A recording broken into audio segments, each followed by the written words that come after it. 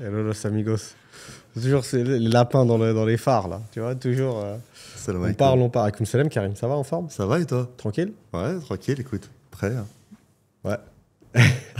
sur le dernier podcast, on t'avait dit un au revoir. Ouais. Et ben, on a trouvé le moyen au final, on a réussi à en glisser un juste quelques heures avant ton départ maintenant. Ouais. Effectivement. Tu vas d'abord voir à Londres, voir 2-3 potes, 2-3 contacts, et après tu rentres en France, c'est ça? Ouais, exactement. Bon, bah, c'est cool. J'espère que le voyage va bien se passer. Il va être galère, je sens. C'est vrai que moi, il y a un truc de vieux qui m'arrive là. J'ai l'impression que, pourtant, parfois je préfère raccourcir mes vacances, mais faire en sorte de partir de façon plus confortable. Sauf vraiment, parfois, Emirates, en ce moment, ils allument sur les billets business et tout. Mais quand je peux vraiment, je le fais. Mais je récupère moins bien des voyages qu'avant. Avant, j'aurais vraiment à l'arrache. C'est-à-dire, tu arrives on va dire, tu as sauté dans un avion à 5h du matin la veille. Je te la fais courte, autant vraiment que tu arrives à ta destination finale. Il est 23h, rien à foutre. Tu rentres, tu prends ta douche, tu t'habilles, tu sors, tu es reparti pour une nuit blanche. Je sais pas, c'est la fougue j'imagine c'est la fougue de la jeunesse. Ouais, tout à fait. Maintenant, je prends un vol. Même si je voyage bien, business, machin, je suis KO 2 jours. Non, mais c'est la vérité. Plus on vieillit, et malheureusement, on met plus de temps à se remettre avec les décalages horaires. Et encore, il suffit que tu as 20 heures de vol, 15 heures de vol. Alors là... Mais c'est vrai que... force est de constater que plus on vieillit, entre guillemets, et encore, nous, on est plutôt des gens qui s'entretiennent. Ouais, bien sûr. Et ben, malgré ça, je me plains celui-là qui fait 140 kilos, parce que ça doit être encore plus compliqué pour lui.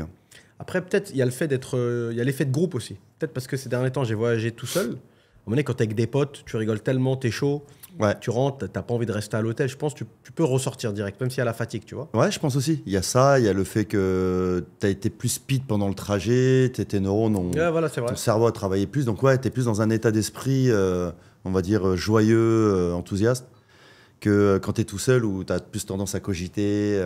à refaire le monde. C'est quoi, j'ai failli faire Après, on rentre dans le podcast, mais je me suis repris. Au dernier moment, j'ai failli faire une action. Vraiment, je me suis dit, mais attends, reprends-toi, frère. Qu'est-ce que tu es en train de nous faire là? Et là, la dernière fois que j'étais ça m'est arrivé où?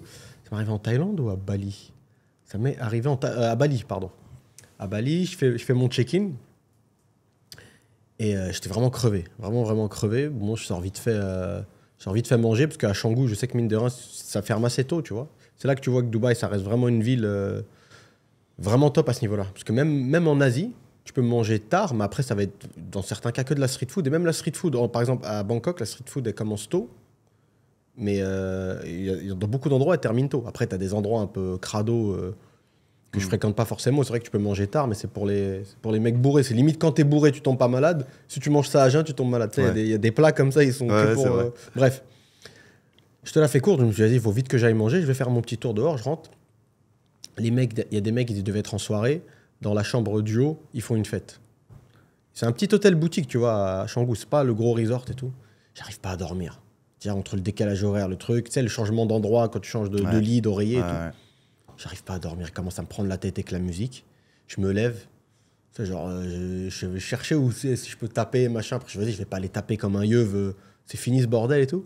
Et je te jure, hein, j'ai pris le téléphone. J'allais appeler la réception. J'ai appelé la réception. Quand ils ont décroché, j'ai raccroché. Je faisais arrête, frère.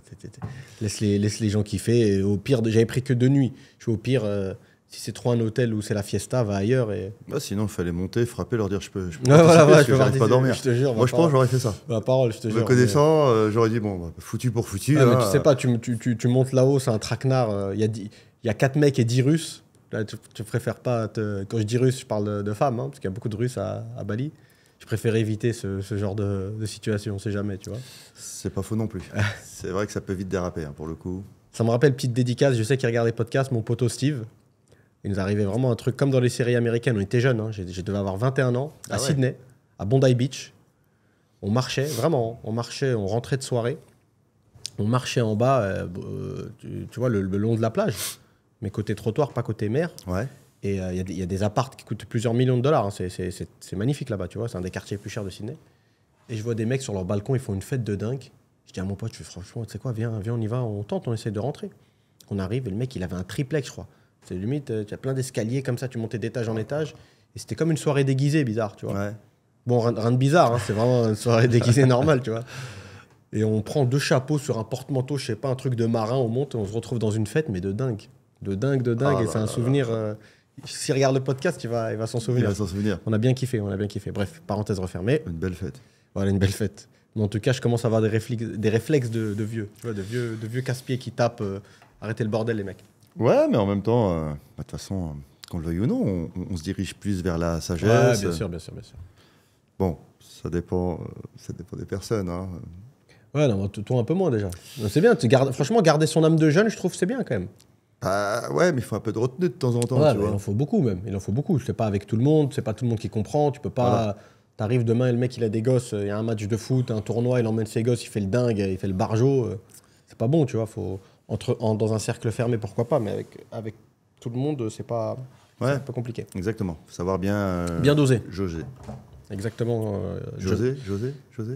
Doser. Non, tu peux jauger aussi. Ah, jauger. La jauge. Ouais. J'ai cru que tu disais José avec l'accent portugais. Je sais pas compris. Non. Qu'est-ce que j'allais te dire? Ouais, Karim, la dernière fois, on voulait faire un sujet. On n'a pas eu le temps de l'aborder. Et je pense que tu peux avoir un avis pertinent. Après, on va essayer de rentrer. Peut-être si des gens qui regardent les podcasts en ce moment voient qu'on ne parle pas tout le temps d'IMO. Parce qu'en même temps, là, on a fait pas mal de vlogs qui parlent vraiment IMO. Oui. Donc, histoire de varier un peu, quoi, tu vois. Histoire de varier un peu. Et même nous, parfois, ça nous fait mal à la tête. Ça fait plaisir un peu de parler autre chose que de l'IMO. Enfin, de Dubaï de manière générale, tu vois. Mais bien sûr. Mais on pourra revenir quand même dans l'IMO. Bon, c'est l'intro la plus longue de l'histoire des intros. On rentre dans le podcast. Allez, c'est parti. Le sujet du jour. Un des sujets du jour. Le sujet du jour, c'est le management. Le management, que ce soit pour le coup dans une agence immobilière, dans n'importe quel business, le management de manière générale. Il y a beaucoup de phrases toutes faites. Encore une fois, on revient sur le truc des réseaux, le TikTok, les phrases de mindset. Je ne vais pas dire les conneries, parce que parfois, il y a du bon, tu vois. Ouais, bien sûr. Mais, bon, allez, je te lance sur une piste. Un bon manager ou un bon dirigeant, un capitaine d'industrie, tu appelles ça comme tu veux, un patron, un CEO, un PDG, ce que tu veux, ou même un manager d'une petite équipe, il est préférable qu'il soit craint ou aimé. Ou les deux. Eh ben, les deux. Vous avez 1 heure. Sujet de philo. Écoutez, les deux. C'est simple. Pour moi, en tout cas, c'est assez simple. C'est comme un ami, je ne sais pas si Farid, de Caen. Il m'avait dit à l'époque, avant que j'aie des enfants, il me dit, les enfants, c'est simple, gentil quand il faut être gentil, méchant quand il faut être méchant. Et ben, au final, il a raison. C'est pareil dans le management. Tu as quelqu'un d'assez de correct, entre guillemets, de professionnel, qui se comporte bien. Comporte-toi bien avec lui. Soit même avenant, soit vraiment aux petits oignons le concernant.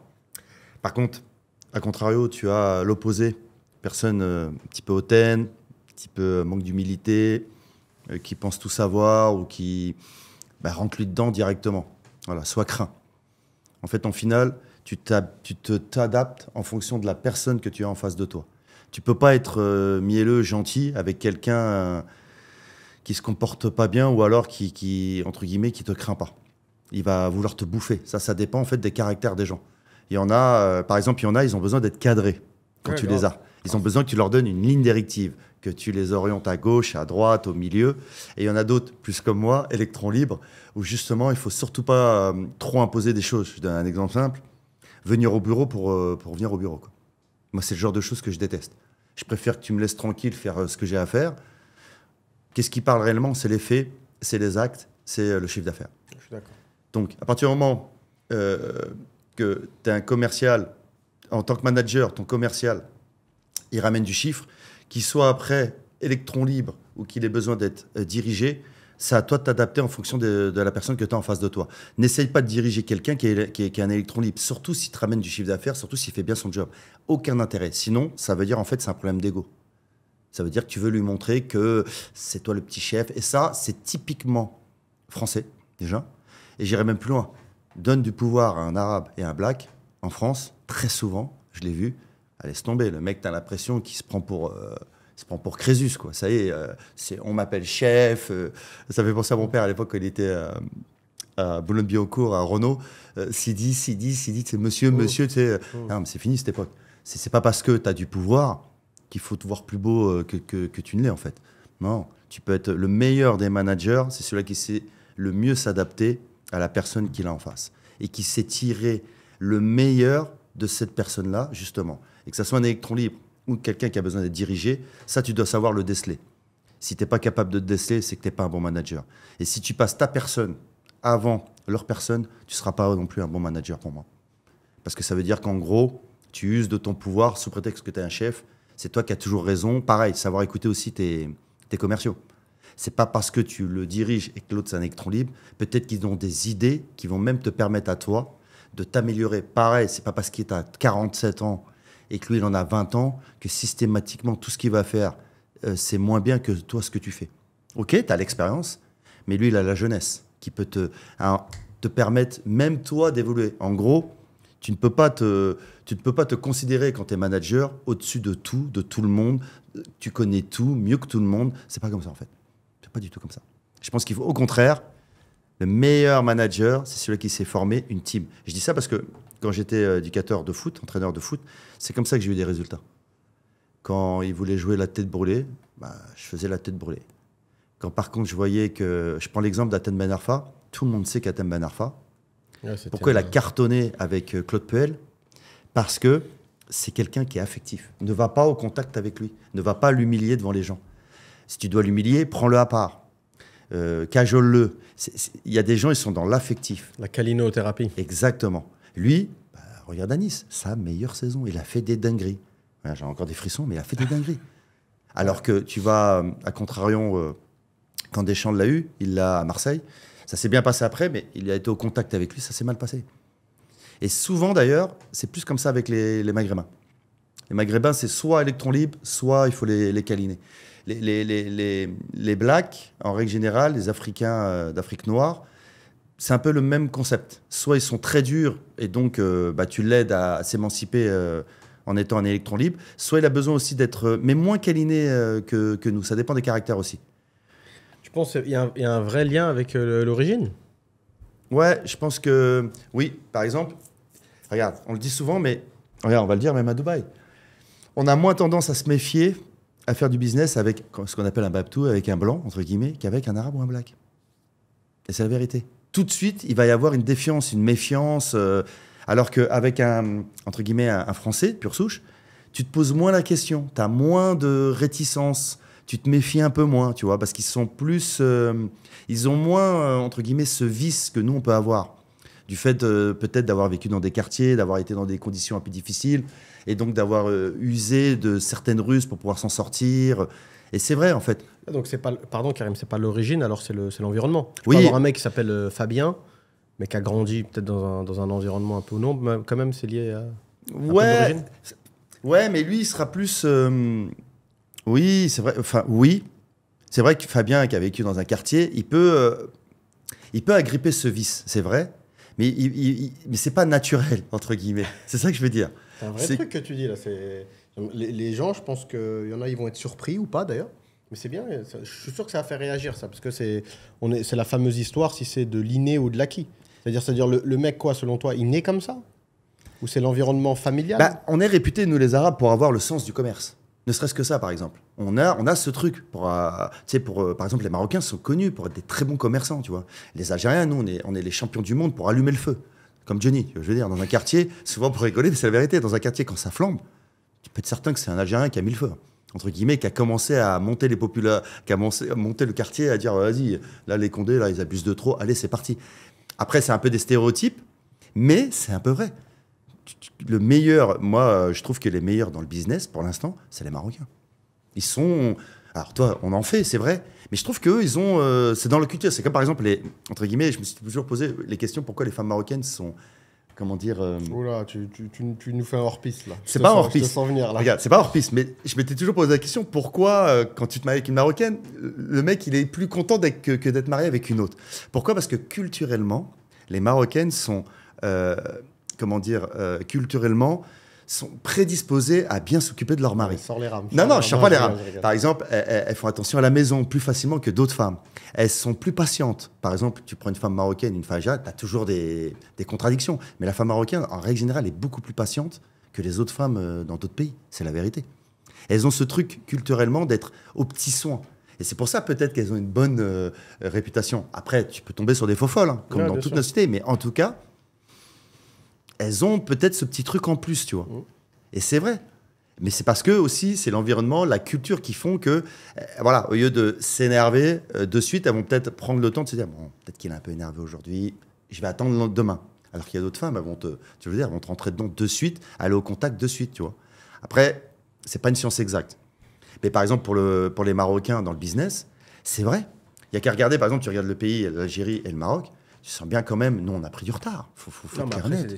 C'est des stratégies... C'est compliqué de faire un comparatif comme ça parce que c'est des stratégies. Par exemple, je peux te donner un contre-exemple, même si j'aime beaucoup. De toute façon, je ne vais pas faire le. Les Libanais, par exemple, ils sont bons en business. Ouais, les Libanais, c'est un autre level. Et en plus, voilà. Et en plus, ils sont communautaires. Les Libanais, c'est un autre level parce qu'ils sont money driven. C'est-à-dire, pour avoir fait du business avec quelques Libanais, c'est vraiment, pareil, c'est dur de dire ça, mais de manière générale, tu vois. L'argent, il est au centre du truc, tu vois. Il n'y a pas de. C'est vraiment en fait, il a toujours un objectif bien clair, bien droit, et voilà. Ils sont très bons à se mettre. Je sais pas si c'est un truc pareil là pour le coup, ça peut être culturel. C'est pas le fait qu'ils ont vécu la guerre et tout. Exactement.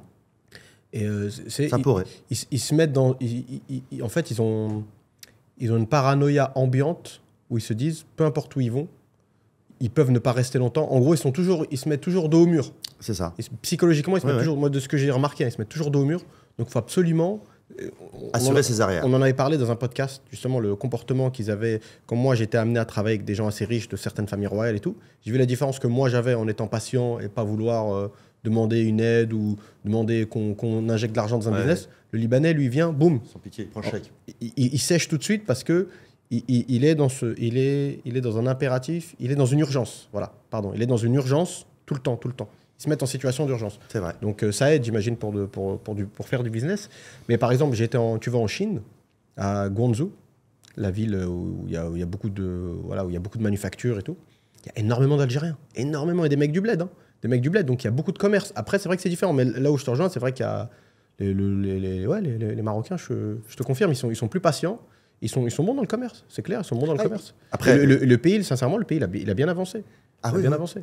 Après, des fois, Giant, je disais, c'est des Giants de l'argent. J'en connais quelques-uns où ils sont vraiment passionnés par l'argent, mais c'est pas en soi, c'est pas quelque chose de mal. Au contraire, c'est comme les Libanais. Je trouve que c'est pas mal en soi. Ton objectif, si c'est l'argent, après, tout dépend comment tu fais. Mais si tu le fais avec dans de bonnes conditions, avec des bonnes valeurs, principes, en fait, il n'y a pas de problème à être riche. Il n'y a pas de problème à faire du business tant que tu le fais proprement et bien. Au contraire, moi, je trouve que c'est bien. Ça nous met en valeur. Ça permet de monter aussi les pays arabes. Regarde, le Middle East, c'est Middle East et la Chine en ce moment. Quand tu pars de l'ouest de la planète jusqu'à l'est, tu vois bien que c'est le Middle East. Ça s'arrange de plus en plus. Et bien sûr, ça s'aggrave d'un côté, mais ça s'arrange au Middle East et chez les Chinois, enfin, côté asiatique. Bon, il n'y a pas de secret. Hein. On voit bien que l'Europe est en train de s'écraser. Les États-Unis, ils tiennent, on sait pourquoi, mais sinon, hormis les États-Unis, peut-être le Canada aussi. Mais tout le reste, c'est pas waouh, quoi. C'est pas super. En fait, j'ai l'impression que après, on va revenir sur le sujet du management, mais j'ai l'impression que de ce que je remarque, l'Ouest, c'est l'Ouest, la France et tout, la France notamment, en fait, j'ai l'impression qu'il y en a quand même, ils s'en sortent très, très, très bien. Mais tu vas voir, en fait, ils ont une autre stratégie. Ils ont une stratégie de s'en sortir par le chaos. Exactement. C'est pour ça, tu crois vraiment par exemple, les trucs LGBT, tu crois vraiment qu'ils en ont à foutre des trans en France? Ça concerne combien de personnes, combien de trans en France? Si tu retires le bois de Boulogne, je crois qu'il n'y a plus de trans en France. C'est pas méchant, mais c'est vrai. Moi, on a grandi à Paris, tu te balades dans Paris, il n'y a pas de trans. Non. Il n'y a pas de trans vendeur, il n'y a pas de trans serveur de restaurant, ou serveuse, je sais pas comment tu veux les appeler. C'est pas marqué non plus sur leur tête, mais ça se voit. Mais quand même, c'est un mec qui te ramène un coca avec une main de 4 mètres. Je dis qu'il y a un problème, non, je rigole. Plus sérieusement, par exemple, tu vas au Brésil, tu vas en Thaïlande, c'est dans la société. La France, c'est pas du tout ni dans la culture, ni dans la société, dans rien de tout ça, tu vois. Donc en fait, s'il y a un inversement des valeurs comme ça, s'ils poussent ça au maximum, en fait, ils veulent détruire toutes les digues. Vous savez, en fait, ils veulent tout casser, qu'il n'y ait plus de famille, que les gens ne fassent plus de gosses, que les gens ne croient plus en Dieu. En fait, tout ce qui est mauvais, en fait, un inversion. Ils veulent faire un 360 pour que ce soit le chaos. Pour qu'en fait, c'est-à-dire, je pense que eux, l'être humain, le français parfait, c'est demain, s'il y a limite, ils mettent des enceintes dans les rues, dans les immeubles, et ils préviennent à heure fixe à quel moment les gens doivent faire leur injection du 40e vaccin, par exemple, et ils le font carrément tout seul, en fait. Ils leur disent, vous pouvez sortir de telle heure à telle heure. Hop, mec, il se fait une auto-attestation. Vaccin du seum. Voilà, ils veulent que les gens, ils ont un cerveau complètement annihilé. C'est ça. Annihilé, ouais. Annihilé, ouais, je crois. faut qu'on ressorte les bécherelles là. Ouais, là c'est dur. En même temps, on emploie des mots un peu soutenus. Ouais, bref. Et en tout cas, tu vois, je pense que c'est le modèle économique. Et en fait, c'est ce qu'ils veulent pour pouvoir tout garder pour eux. C'est ça. Tu vois, mieux contrôler. Voilà, mieux contrôler. Ici, ils sont dans un développement différent. Mais moi, je pense, sincèrement, qu'il y a toujours beaucoup d'argent en France. Je suis persuadé, sauf qu'il ne veut pas être partagé. Il veut pas. En fait, c'est une oligarchie. Réservée pour une caste, pour différentes castes. Voilà. Et les plus puissantes. Et en fait, eux, pour continuer de régner, il faut qu'il y ait le chaos. En fait. C'est ça. Il faut qu'il y ait vraiment le chaos. C'est pour ça qu'ils te sortent des trucs qui n'ont pas de sens, qui ne représentent rien dans la population. Comme disait Hitler, hein, c'est vrai que je cite souvent ça, mais c'est vrai qu'il n'a pas tort. Diviser pour mieux régner, sur ce coup-là. C'est-à-dire que lui, il a fait en sorte de diviser pour mieux régner. Une phrase, une punchline. Il y en a plein qui ont dit diviser pour mieux régner. C'est vrai. Chercher Hitler. Ah non, mais lui, c'est le pompon quand même. Ouais. Lui, quand il te le dit. Ouais. Mais en tout cas, pour revenir, moi je suis persuadé que la France, c'est pas un manque de moyens ou c'est pas un manque d'opportunités. Il y a des opportunités, c'est juste que les mecs qui sont à la tête, bref, je vais pas redire ce que je viens de dire, mais c'est un chaos ambiant. Ouais, c'est ça. Et pour revenir au sujet de départ, moi, de ce que j'ai vécu à titre personnel, j'ai eu plusieurs entreprises dans plusieurs domaines. La science exacte n'existe pas. Ce que tu as dit, je suis d'accord sur plein de points. Après, tiens, avant que je démarre, tu peux peut-être me répondre à ma question. Est-ce que tu penses que c'est faisable quand tu arrives à une certaine taille d'entreprise? C'est-à-dire, ce que tu as dit, c'est un peu niveau local. Là. Je ne veux pas dire entreprise familiale, mais 15 employés, entre 3 et 20 employés, tu peux faire du cas par cas, etc. Prendre le mec, tu sens que ça ne va pas, tu lui parles. Le mec est plus comme ça, tu t'adaptes, tu es un peu un miroir, tu vois. Au bout d'un moment, quand tu es une entreprise, il y a une centaine d'employés, ou même pas forcément une centaine. Dès que tu arrives à 30-50 employés, c'est dur de faire du cas par cas, tu vois, même si tu as un département ressources humaines, HR. Tu fais pas du cas par cas. Qui donne le tempo de la société? C'est le patron. Ouais, mais... Tu as un directeur commercial. Ouais, Karim, mais justement, est-ce que ce fameux tempo-là, est-ce que tout le monde va rentrer dans le tempo? Mais t'as pas le choix, c'est toi le patron, c'est toi qui décides. Voilà, dans ces cas-là, c'est en contradiction avec ce que tu as dit. Ce que tu m'as dit au départ, tu me dis, faut adapter à chacun. Et là, tu me dis, en gros, et là, je suis d'accord. Au bout d'un moment, une entreprise, pour qu'elle tourne, il faut que tu imprimes dans la tête des gens une politique d'entreprise. Les gens, ils savent comme Dubaï. Il y a un rythme, il y a ça, il y a une direction, il y a des process. Tu mets des process en place. Et après, les managers, ce qui checkent plus il y a moins d'humains, ça veut dire qu'ils vont checker plus les process et les résultats que les personnes. Tu peux dire c'est bien, c'est pas bien. Mais il n'y a que comme ça que tu arrives à avancer. Tu fais du cas par cas. Limite, après, je pense ça peut être contre-productif. Tu te fais bouffer. Tu vois, ça devient un cabinet de psychologue, le truc, tu vois. Moi, je pense que tout simplement, tu adaptes. Par exemple, tu as des commerciaux, tu as 5 managers et tu es le patron. On va dire que vous êtes 60 dans la société. Ouais. Bon, la première, la triangulaire, c'est quoi? C'est toi qui mènes le tempo. Tu accordes ça. Donc, oui, tu t'adaptes en fonction. Tu t'arranges pour prendre des managers qui ont la même mentalité que toi. C'est-à-dire qui ne sont pas psychorigides, qui vont comprendre ta mentalité. Et lui, ton groupe, tu as un groupe. Chaque manager a un groupe de 4 personnes. Tu t'adaptes en fonction de si lui, il a besoin d'être drivé, tu le drives. Si lui, c'est un électron libre et qu'il bosse bien, laisse-le. Voilà, tu le recadres quand il faut le recadrer, mais tu n'as pas besoin de faire le petit chef. Toi, tu es là pour manager. Tu n'es pas là pour, entre guillemets, imposer, diriger. Celui qui impose et qui dirige, c'est moi. C'est moi, le patron, qui donne la trame. Toi, tu es là pour exécuter ce que je te demande. Donc, je te donne sous la responsabilité de 4 personnes. Tu es là pour les manager, pour qu'ils fassent du chiffre en fonction de leur caractère, de leur façon de faire, de leur façon d'être. Point barre. Et donc, tu t'arranges pour prendre des managers qui te correspondent, qui ont compris cette philosophie. C'est clair que si tu prends un manager en mode, en mode DZ vraiment hardcore, qui va au clash à chaque fois. Voilà, qui va au clash. C'est sûr qu'il faut t'attendre, comme dirait, des déconvenus. Après, selon toi, c'est quoi? Faut prendre. Ça veut dire demain, tu as un employé, peu importe le domaine. Il est préférable de voir sa zone de génie, c'est-à-dire voir dans quoi il est bon. Et plutôt que d'essayer de le changer, comme tu parlais du foot tout à l'heure. Ça veut dire un mec, je sais pas, tu as un gaucher. Ouais. Tu vas absolument lui faire travailler son pied droit. Ou au contraire, tu dis, écoute, on va oublier ton pied droit, c'est trop de travail. C'est comme dans le MMA. Moi, j'aime beaucoup le MMA. Par exemple, je regarde les mecs qui sont vraiment des strikers, tu vois, qui viennent du pied-point, de la boxe thaï et autres. Ils ont un gros retard justement sur la lutte. Ils vont jamais rattraper des mecs qui font de la lutte au Daghestan depuis qu'ils ont 5 ans, tu vois. Il faut qu'ils le fassent. Non, mais justement, le chemin, il est trop long, Karim. Ça veut dire, ce qu'ils font les mecs en général, ils apprennent au moins ce qu'on appelle les take-down defense, c'est-à-dire au moins de ne pas se faire tout de suite attraper et traîner comme une serpillière. La base. Ouais, voilà, ils apprennent juste la base. Voilà.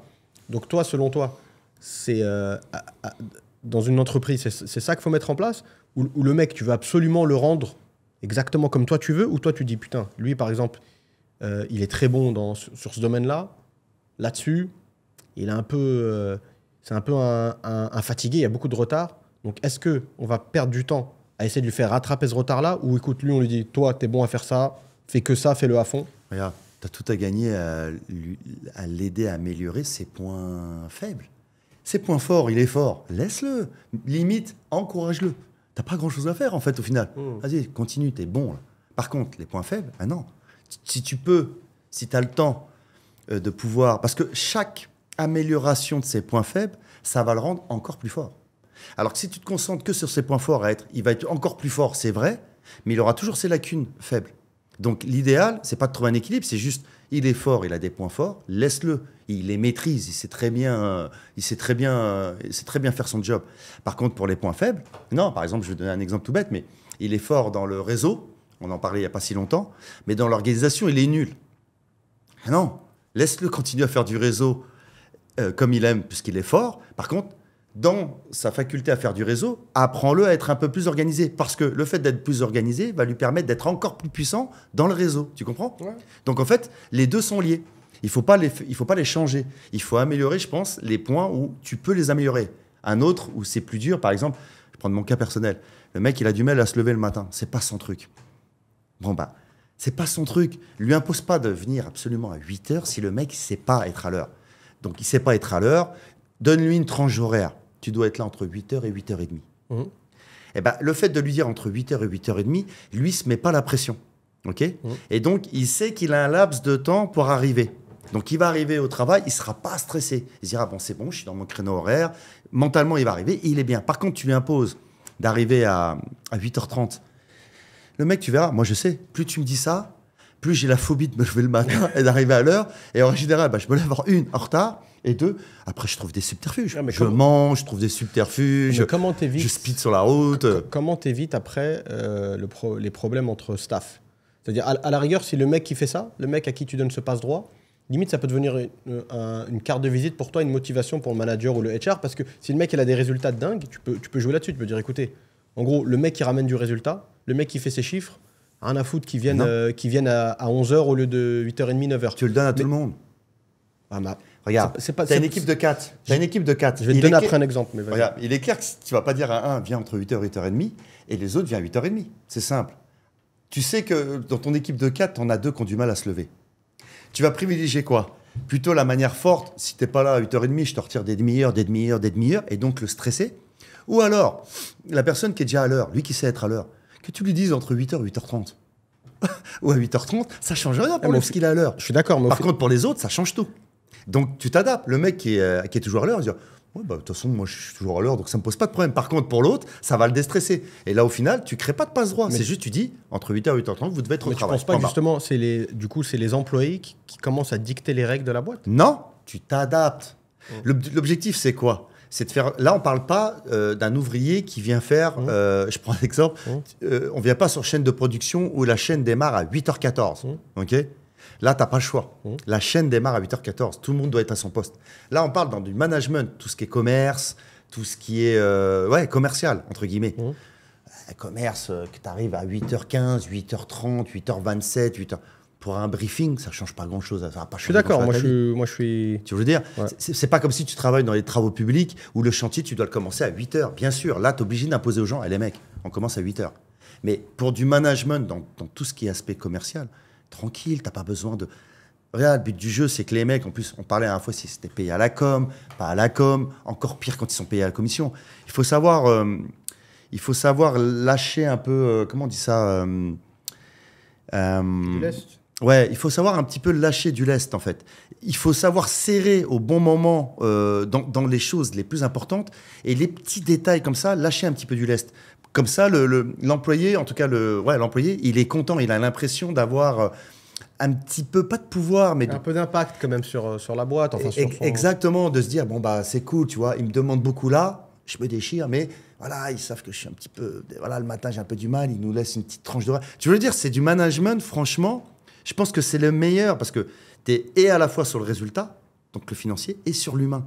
Et que tu le veuilles ou non, c'est l'humain qui t'apporte des résultats. Saigne un mec que sur le financier, il va péter un câble. À un moment donné, il va dégoupiller total. J'en parle souvent avec Ben de ça. On n'est pas... Je pense qu'il va bien aimer, Ben, cet épisode, parce que parfois, on a des divergences à ce niveau-là. Mais oui, il faut... Moi aussi, je pense que c'est vrai que mine de rien... Mais après, attention. C'est vrai que ça, au niveau local, petite boîte, tu peux. Mais après, malheureusement, il y a des gens qui prennent ça comme un avis de faiblesse. C'est pas tout le monde qui... c'est pas tout le monde qui voit ça comme un signe d'intelligence. C'est dire, OK, le mec, au final, il est... Moi, à titre perso, chaque fois que j'ai eu des boîtes, pas tout le temps, mais quand j'en ai eu, c'est la productivité qui m'intéresse. Un mec, ça veut dire... On va dire que tu es dans un open space. Ton bureau, il est... Ou même pas, tu as ton propre bureau, mais tu vois les gars qui bossent et tout. Moi, que le mec... Ça sert à quoi concrètement d'avoir un mec? Il est 7 heures sur sa chaise, tu le vois, donc tu dis OK, il arrive à l'heure. C'est limite, pour moi, c'est un peu... ça, c'est une petite satisfaction personnelle. C'est des gens qui ont un petit problème intérieur, je pense. Tu vois, c'est limite une revanche perso. Comme tu as dit, c'est la culture du petit chef. De toute façon, je pense que c'est cette culture-là qui fait que les gens, ils détestent, encore plus en France qu'ailleurs, ils détestent leur vie, en fait. Bah oui. La vie salariale, tu vois, à ça, tu rajoutes les transports, le métro, le mauvais temps, les embouteillages. Mais concrètement, un mec qui est derrière son ordi, tu le vois, donc physiquement, il est là. Mais au final, le mec, il est sur Insta, il est machin. Ça sert à quoi? Mais après, cela jouait trop à la start-up San Francisco. On est là, en gros, tu as 3 heures de productivité, tu donnes ton max, tu es de bonne humeur, tu arrives au boulot en skate. Est-ce que aussi, c'est pas après le mec, tu lui donnes pas un boulevard pour qu'il y ait trop de détente après? Bah, en fait, c'est ça. Encore une fois de plus, c'est toi le métronome de tout ça. Quand tu sens que la personne prend un peu trop la confiance, tu le recadres. Voilà. Oh, tu crois que je t'ai donné un peu, c'est pas pour rien, mais je t'ai pas donné tout. Calme-toi, sinon je te dégage. C'est quoi, Karim, je veux dire un truc. J'aimerais bien avoir ton avis là-dessus. Moi, je suis exactement, tu vois. Là, justement, j'essaie de te donner de la contradiction, mais moi, je suis très comme ça. Tu vois, j'ai toujours été comme ça. Il faut être cash. Moi, non, mais je veux dire, je suis très comme ça. Moi, je suis à la productivité. Tu sais, je m'en fous que le... Moi, si le mec, il fait du résultat, je suis pas trop dans le... Tu vois, j'ai pas de... Comment t'expliquer? J'ai pas du tout ce syndrome de chef. Oui. Syndrome de chef, tu vois. J'ai jamais eu ça. Et j'ai pas de problème. Limite, hein. Demain, moi, j'ai toujours été conscient, et j'ai vu dans les chiffres, quand j'ai des entreprises hors immobilier, j'ai vu que certains de mes gars faisaient plus d'argent que moi, alors que moi, j'étais à la tête de l'entreprise.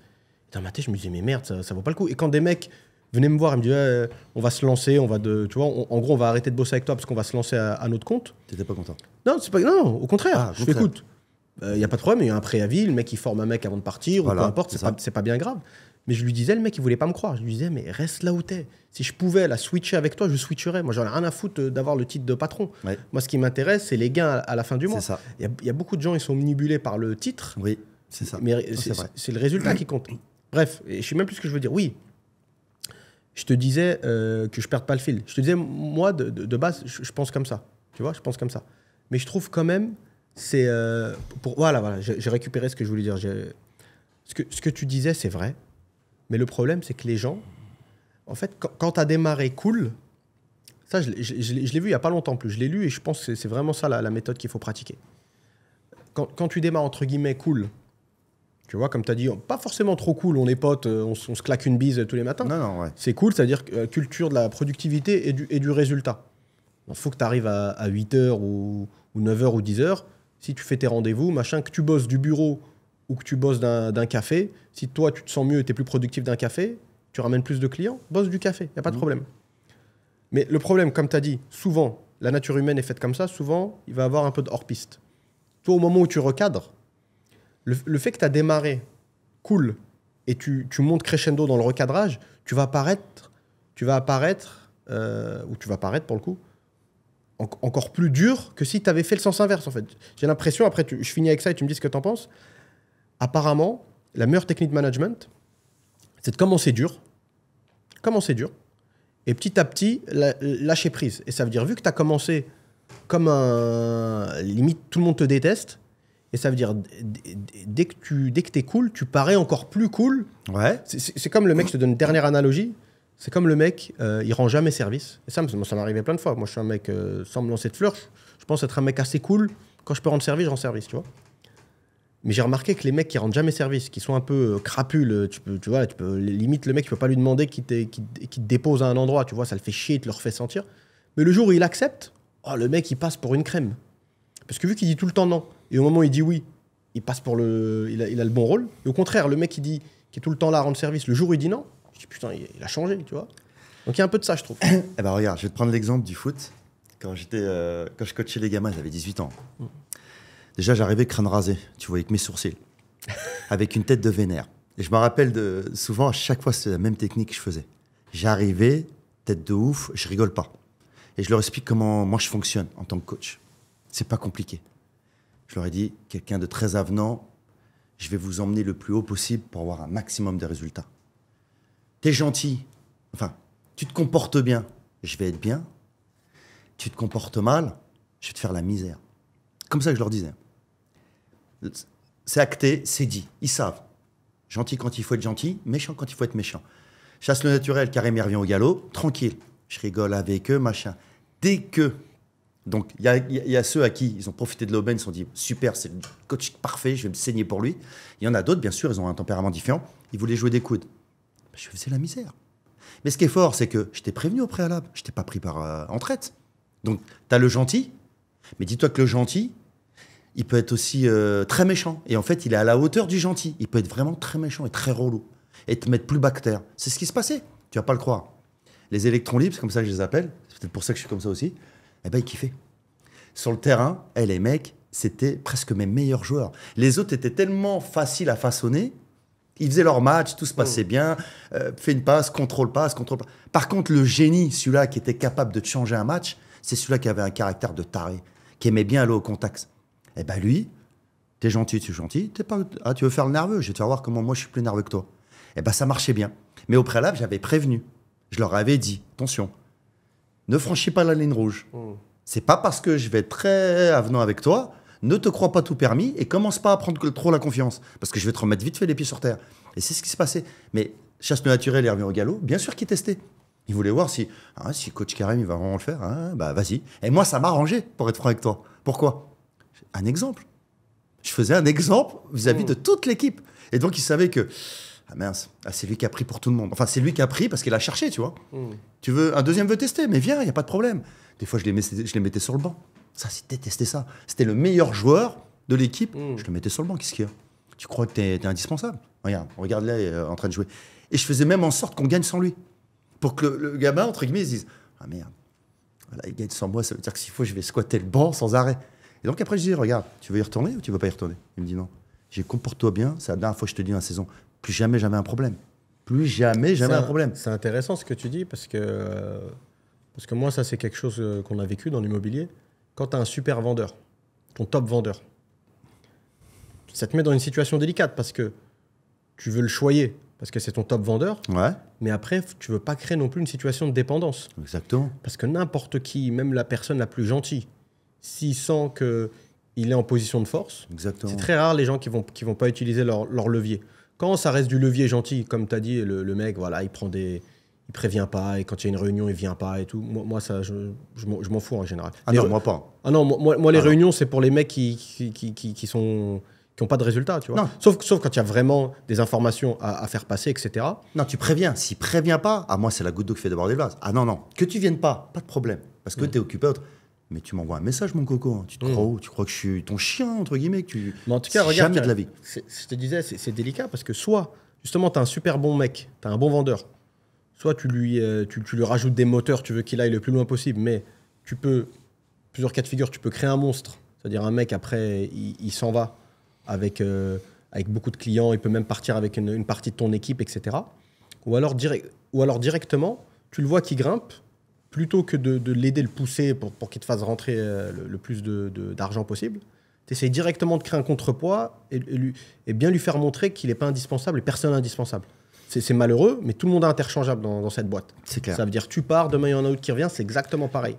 Donc tu vois, c'est compliqué. Mais moi, je pense tout simplement, c'est le numéro 1, c'est un monstre dans ta société. Dès qu'il commence à se la raconter, c'est là où tu dois prendre le risque de le perdre et de lui montrer, regarde. Parce que sinon, si tu fais pas ça, il va te monter dessus. Et tellement, encore une fois de plus, on revient à quoi? L'argent. Comment ça, l'argent? Parce que tu as peur qu'il te ramène plus autant d'argent que d'habitude et tu vas baisser ton froc. Mais jamais de la vie. Par contre, tu lui fais voir que, ok, tu ramènes de l'argent à la boîte. Ok, pas de problème, mais t'es pas, ok, super, merci. Mais t'es pas irremplaçable, mon coco. Et tu marcheras jamais dessus. C'est quoi? Il va plus te respecter parce que tu le mets à l'amende et que tu lui fais comprendre, mais t'inquiète, je vais repartir un autre. Et surtout, moi qui mets le créateur dans tout ce que je fais, je dirais, mais tu crois que je fais pas, grâce à toi, je vais en trouver 2 autres comme toi. Alors vas-y, casse-toi, c'est bon. Tu vois?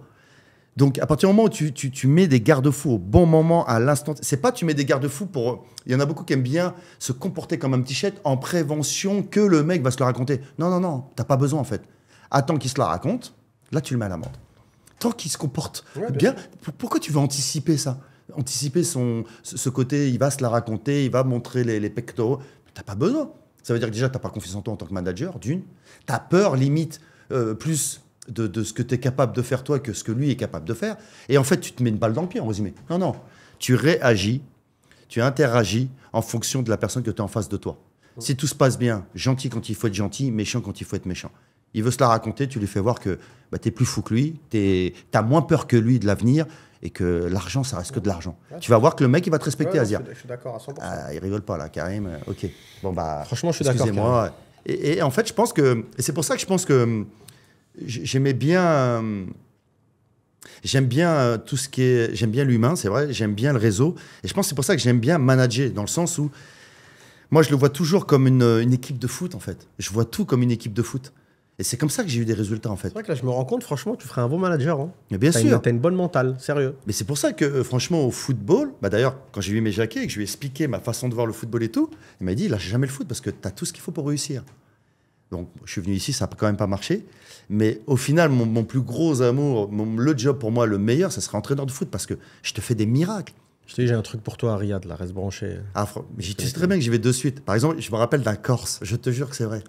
Les gamins, donc il avait 17 ans, c'était un Corse. On parle d'un Corse. Tu connais la mentalité corse quand même, tu vois. Ils sont chauds, les gamins.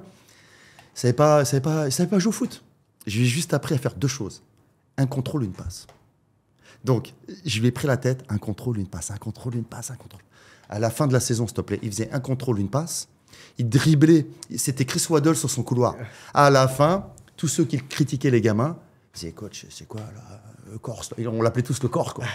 Et les mecs savaient que le Corse, non seulement il était nul au début, il a fallu être patient, tu vois. Il a fallu faire comprendre aussi à l'équipe que, détrompez-vous, vous ne voyez pas, mais moi, je vois ce qu'il a dans sa tête, ce côté Corse, grosse mentalité, gros mental. Les mecs, arrêtez de le descendre, vous verrez à la fin de l'année, c'est lui qui va vous mettre à l'amende. Ça n'a pas loupé. D'ailleurs, je me rappelle, il a mis une saccharine à un mec. Ah là, il a été respecté après. C'est-à-dire, au début, il n'était pas respecté pour son foot. Saccharine, on a la buvette là, après le match. Ah, il lui a mis une pistache. Mais vraiment, mais ça, c'est pas bien. Il lui a mis je pensais que tu me parlais d'une frappe, qu'il a mis une frappe. Non, ça, il savait faire. Non, surtout, il a montré à un moment donné, il y avait un attaquant, il a voulu faire le malin. Il lui a mis une pistache. D'ailleurs, toute l'équipe, mais tout le stade, regardez, j'ai dit, il est chaud celui-là. À la fin de la saison, tous les gamins le kiffaient. Tu vois? Tiens, j'ai une question pour toi, Karim. Il est, selon toi, dans une entreprise, peu importe la taille, il est préférable d'avoir un mec, comme on dit en anglais, up and running, c'est-à-dire en gros quelqu'un qui est prêt immédiatement, de part de son expérience. C'est comme un mec, tu vois, tu prends un gars, il a des roulettes sous les pieds, et boum, tu le poses dans la boîte et il est parti tout de suite. Okay. Ou un mec, au contraire, Mais avec ça, il y a un package. C'est-à-dire, il a déjà été imprégné d'autres politiques d'entreprise. Voilà, ou alors tu veux prendre un mec neutre et limite tu fais comment on appelle ça là, le designer, Gepetto. Ça, le sculpteur plutôt. Ça, tu le sculptes vraiment à ta façon. Mais tu perds du temps parce qu'il faut le former. Je vais reprendre un bon exemple qu'Atman me dit souvent. Il me dit carrément, mais pourquoi choisir entre riche et avoir des valeurs riche et pas avoir de valeur, et être pauvre et avoir des valeurs. Pourquoi ne pas être riche et avoir des valeurs? Je vais te dire la même chose. En fait, si j'ai à choisir, je vais te prendre un mec qui a déjà une grosse expérience, qui a déjà eu un gros background sur le management. Je vais juste le façonner à ma façon, c'est tout. Ça, c'est la théorie, Karim. En tout cas, vas-y, poursuis, pardon. Non, mais c'est tout. Et je vais lui dire, écoute, tu as un gros background, regarde, je vais t'observer, je vais regarder ce que j'aime et ce que j'aime pas. C'est simple, comment ça va fonctionner. Tout ce que j'aime chez toi, tu vas le garder, parce que tu as quand même un background, il faut l'utiliser. Par contre, si par exemple je le vois parler comme de la merde à un commercial, je lui dis, regarde, une fois mais pas deux. Ici, chez nous, là, on parle pas comme ça au manager. Tu dois avoir un peu plus d'empathie. Si t'es pas capable d'avoir d'empathie, prends tes clics et tes claques et dégage. Le mec, il va pas être teubé, il va se dire, ouais, c'est vrai que... Et ce qui est bien, c'est que les gens ont tendance à oublier. Mais toujours, essaie de toujours faire le miroir. Pose, quand tu es manager, dis-lui, est-ce que tu aimerais que, vas-y, c'est toi le commercial et c'est lui maintenant manager, celui que tu es en train d'insulter. Est-ce que tu aimerais qu'il te parle comme ça? Réponds. Non. Ah ben alors pourquoi tu le fais? Si tu n'aimes pas, toi déjà, Fais des choses où à un moment donné, tu te regardes, tu dis, est-ce que j'ai bien fait? Parce qu'un manager, c'est ça. L'impact qu'un manager peut avoir sur ses commerciaux, il est là. Si à un moment donné, tu ne sais pas te mettre à la place de tes commerciaux, ou alors, soit tu as été déjà commercial et tu sais de quoi tu parles, soit tu as pu être manager sans être commercial, mais dans ce cas-là, ça veut dire qu'il te manque des lacunes. C'est-à-dire que tu ne sais pas c'est quoi le terrain, en fait, au final. Ok, tu as un grand background, tu as fait beaucoup de sociétés, mais à un moment donné, tu as bien été sur le terrain quand même. Tu as oublié d'où tu venais ou quoi? Tu as oublié quand toi aussi, tu avais des managers et te parlaient mal. Donc, pourquoi tu te comportes? Pourquoi tu reproduis ce que tu as subi? Si tu veux être meilleur et différent des autres, apprends à être meilleur et différent des autres. Donc, souvent, je le dis à ma fille, mon père me dit, j'aime bien cette expression, c'est pas parce que tout le monde se jette du pont qu'il faut se jeter du pont. Donc, c'est pas parce que tout le monde te dit dans le management, il faut être comme ça, comme ça. Il n'y a pas de science exacte. Ah, clairement. Il n'y a pas de science exacte. C'est comme au football. Il n'y a pas de science exacte. Et en règle générale, pareil pour les... Tout à l'heure, je disais, les Marocains sont meilleurs commerciaux. C'est un peu vrai, mais ce n'est pas une science exacte. Pareil pour les femmes marocaines. Il y en a qui sont bien, il y en a qui ne sont pas bien. Il y a des filles algériennes qui sont très... En fait, il n'y a pas de science exacte. Il y a quelques prémices qui te disent que plus propice, lui, dans le commerce, c'est vrai, c'est la vérité. Les Marocains sont un peu meilleurs que nous. Mais ça ne veut pas dire que les Algériens sont nuls. Bien au contraire. Tu vois? Donc, je pense que tout est une question, encore une fois de plus, d'adaptation. Ce qui est sûr, c'est que plus tu as de l'empathie envers l'être humain, plus tu vas avoir tendance, avant d'aller à la confrontation ou aller dans comment ça s'appelle, dans le jugement, tu vas réfléchir à 2 fois avant de parler. C'est moi qui dis ça alors que je suis capable de faire des dingueries. Non, je sais, t'inquiète. Hein. Mais pas dans ce sens-là, tu vois. Je suis capable de faire des dingueries. Je suis capable d'avoir aucune maîtrise dans ma façon de parler des fois, d'avoir des limites, d'utiliser un peu des insultes et tout, c'est pas forcément bien, tu vois. Mais par contre, on peut pas m'enlever que j'observe beaucoup la personne en face de moi. Là, par exemple, j'étais à une salle de muscu, c'est pas une blague. J'étais en train de faire ma salle, donc en France. Et je vois une fille, elle travaille les abdos, mais elle chiale en même temps. Enfin, elle a les larmes aux yeux et tout. Plus fort que moi, tu vois. Elle était pas non plus, c'était pas un fauve, tu vois, mais je me suis même pas attardé sur son corps, en fait. J'ai dit, merde, qu'est-ce qu'elle a? Elle fait du sport, elle chiale en même temps et tout. Je savais qu'il y avait un problème. Donc, je suis parti la voir direct. Je regarde, je dis, ouais, ça va et tout. J'ai dit, écoute, je vois bien qu'il y a un problème. Si tu as besoin de parler, je suis là. Elle me dit, non, non, ça va, machin, truc. Je retourne, machin, mais je l'observe quand même. Et je vois qu'entre-temps, il y a un autre mec aussi qui l'a vu, mais il devait se connaître un peu. Il lui dit, ça va, je te sens, ton visage, il est un peu fermé et tout. Bref, je suis retourné la voir. Et je dis, regarde, si vraiment il y a quelque chose, si je te vois, tu es la seule qui fait des abdos avec le poids là, j'étais en train de pleurer. Elle me dit non, parce qu'il y a eu ça. Je dis regarde, t'inquiète pas, tranquille, machin, nana. J'essaie juste de lui remonter un petit peu le moral.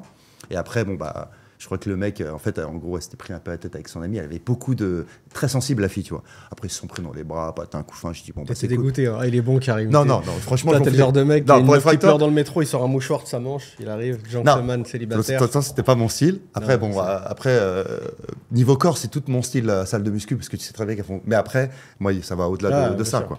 Mais ce qui m'a tué, c'est le côté. Tout le monde la voyait. Tout le monde s'en foutait, quoi. Beaucoup s'en foutaient, tu veux dire, c'était dans leur délire. Et franchement, moi, ça me faisait vraiment de la peine, tu vois. Ouais, mais c'est.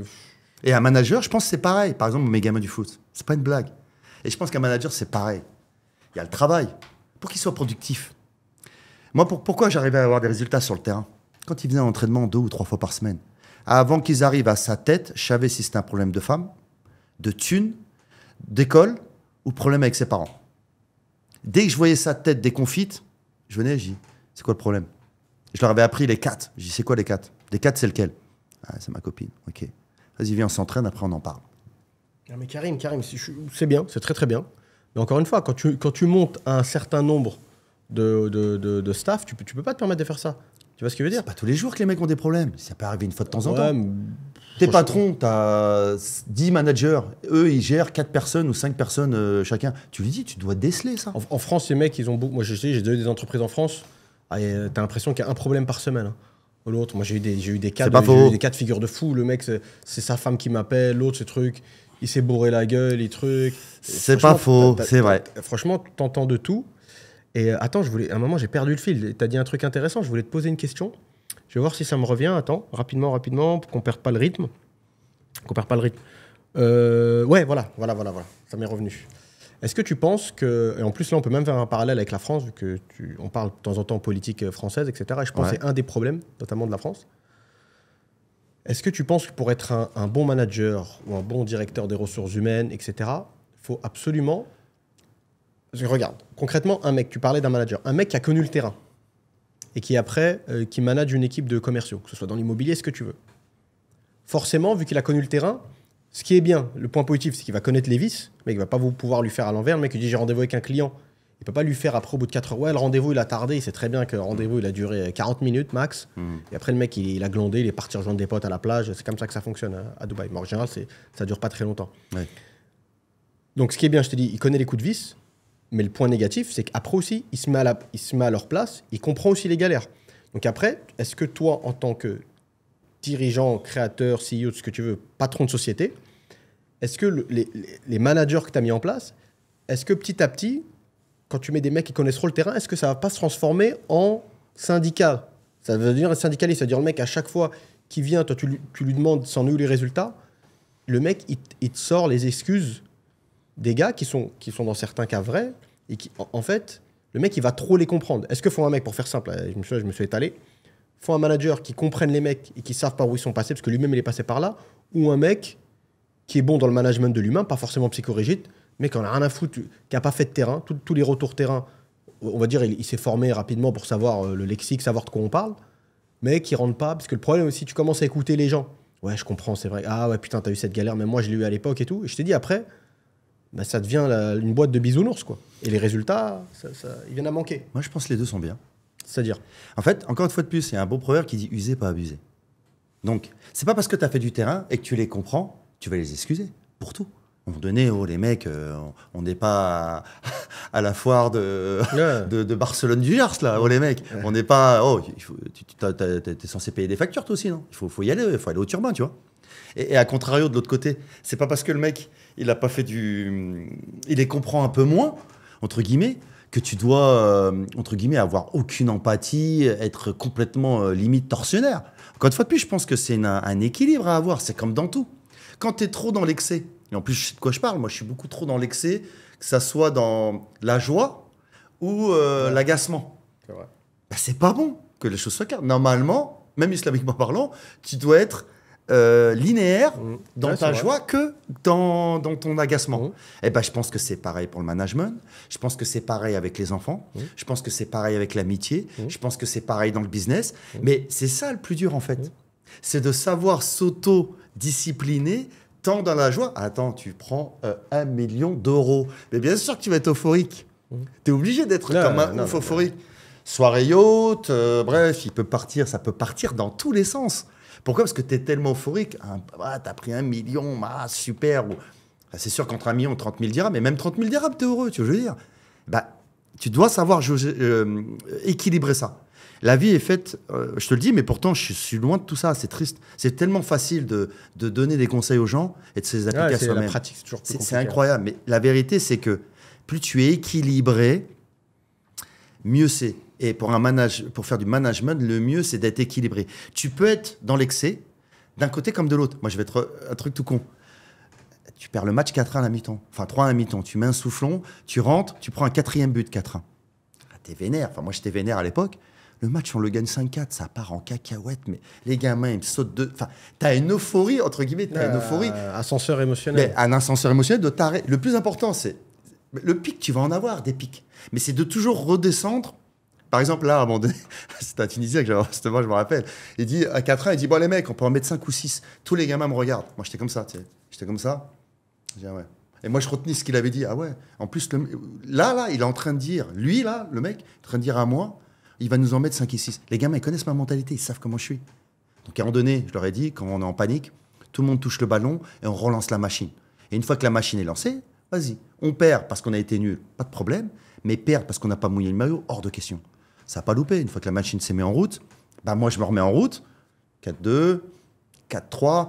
Je commence à sentir que l'autre côté... Le vent tourne. Voilà, que ça... Le coach commence à paniquer. On gagne le match 5-4. Il vient me voir à la fin, il s'excuse. Je suis désolé et tout. Il me dit, je crois que mon erreur, c'est quand j'ai dit à tout le monde, devant tout le monde, on peut en mettre un 5e et un 6e. J'ai bien joué. Tous mes gamins, quand tu as dit ça, c'est grâce à toi que j'ai gagné le match. Parce que mes gamins, ils savaient que ça, c'est le truc pour moi, c'est le summum. Me ridiculiser comme ça, c'était pas possible, tu vois. Oh.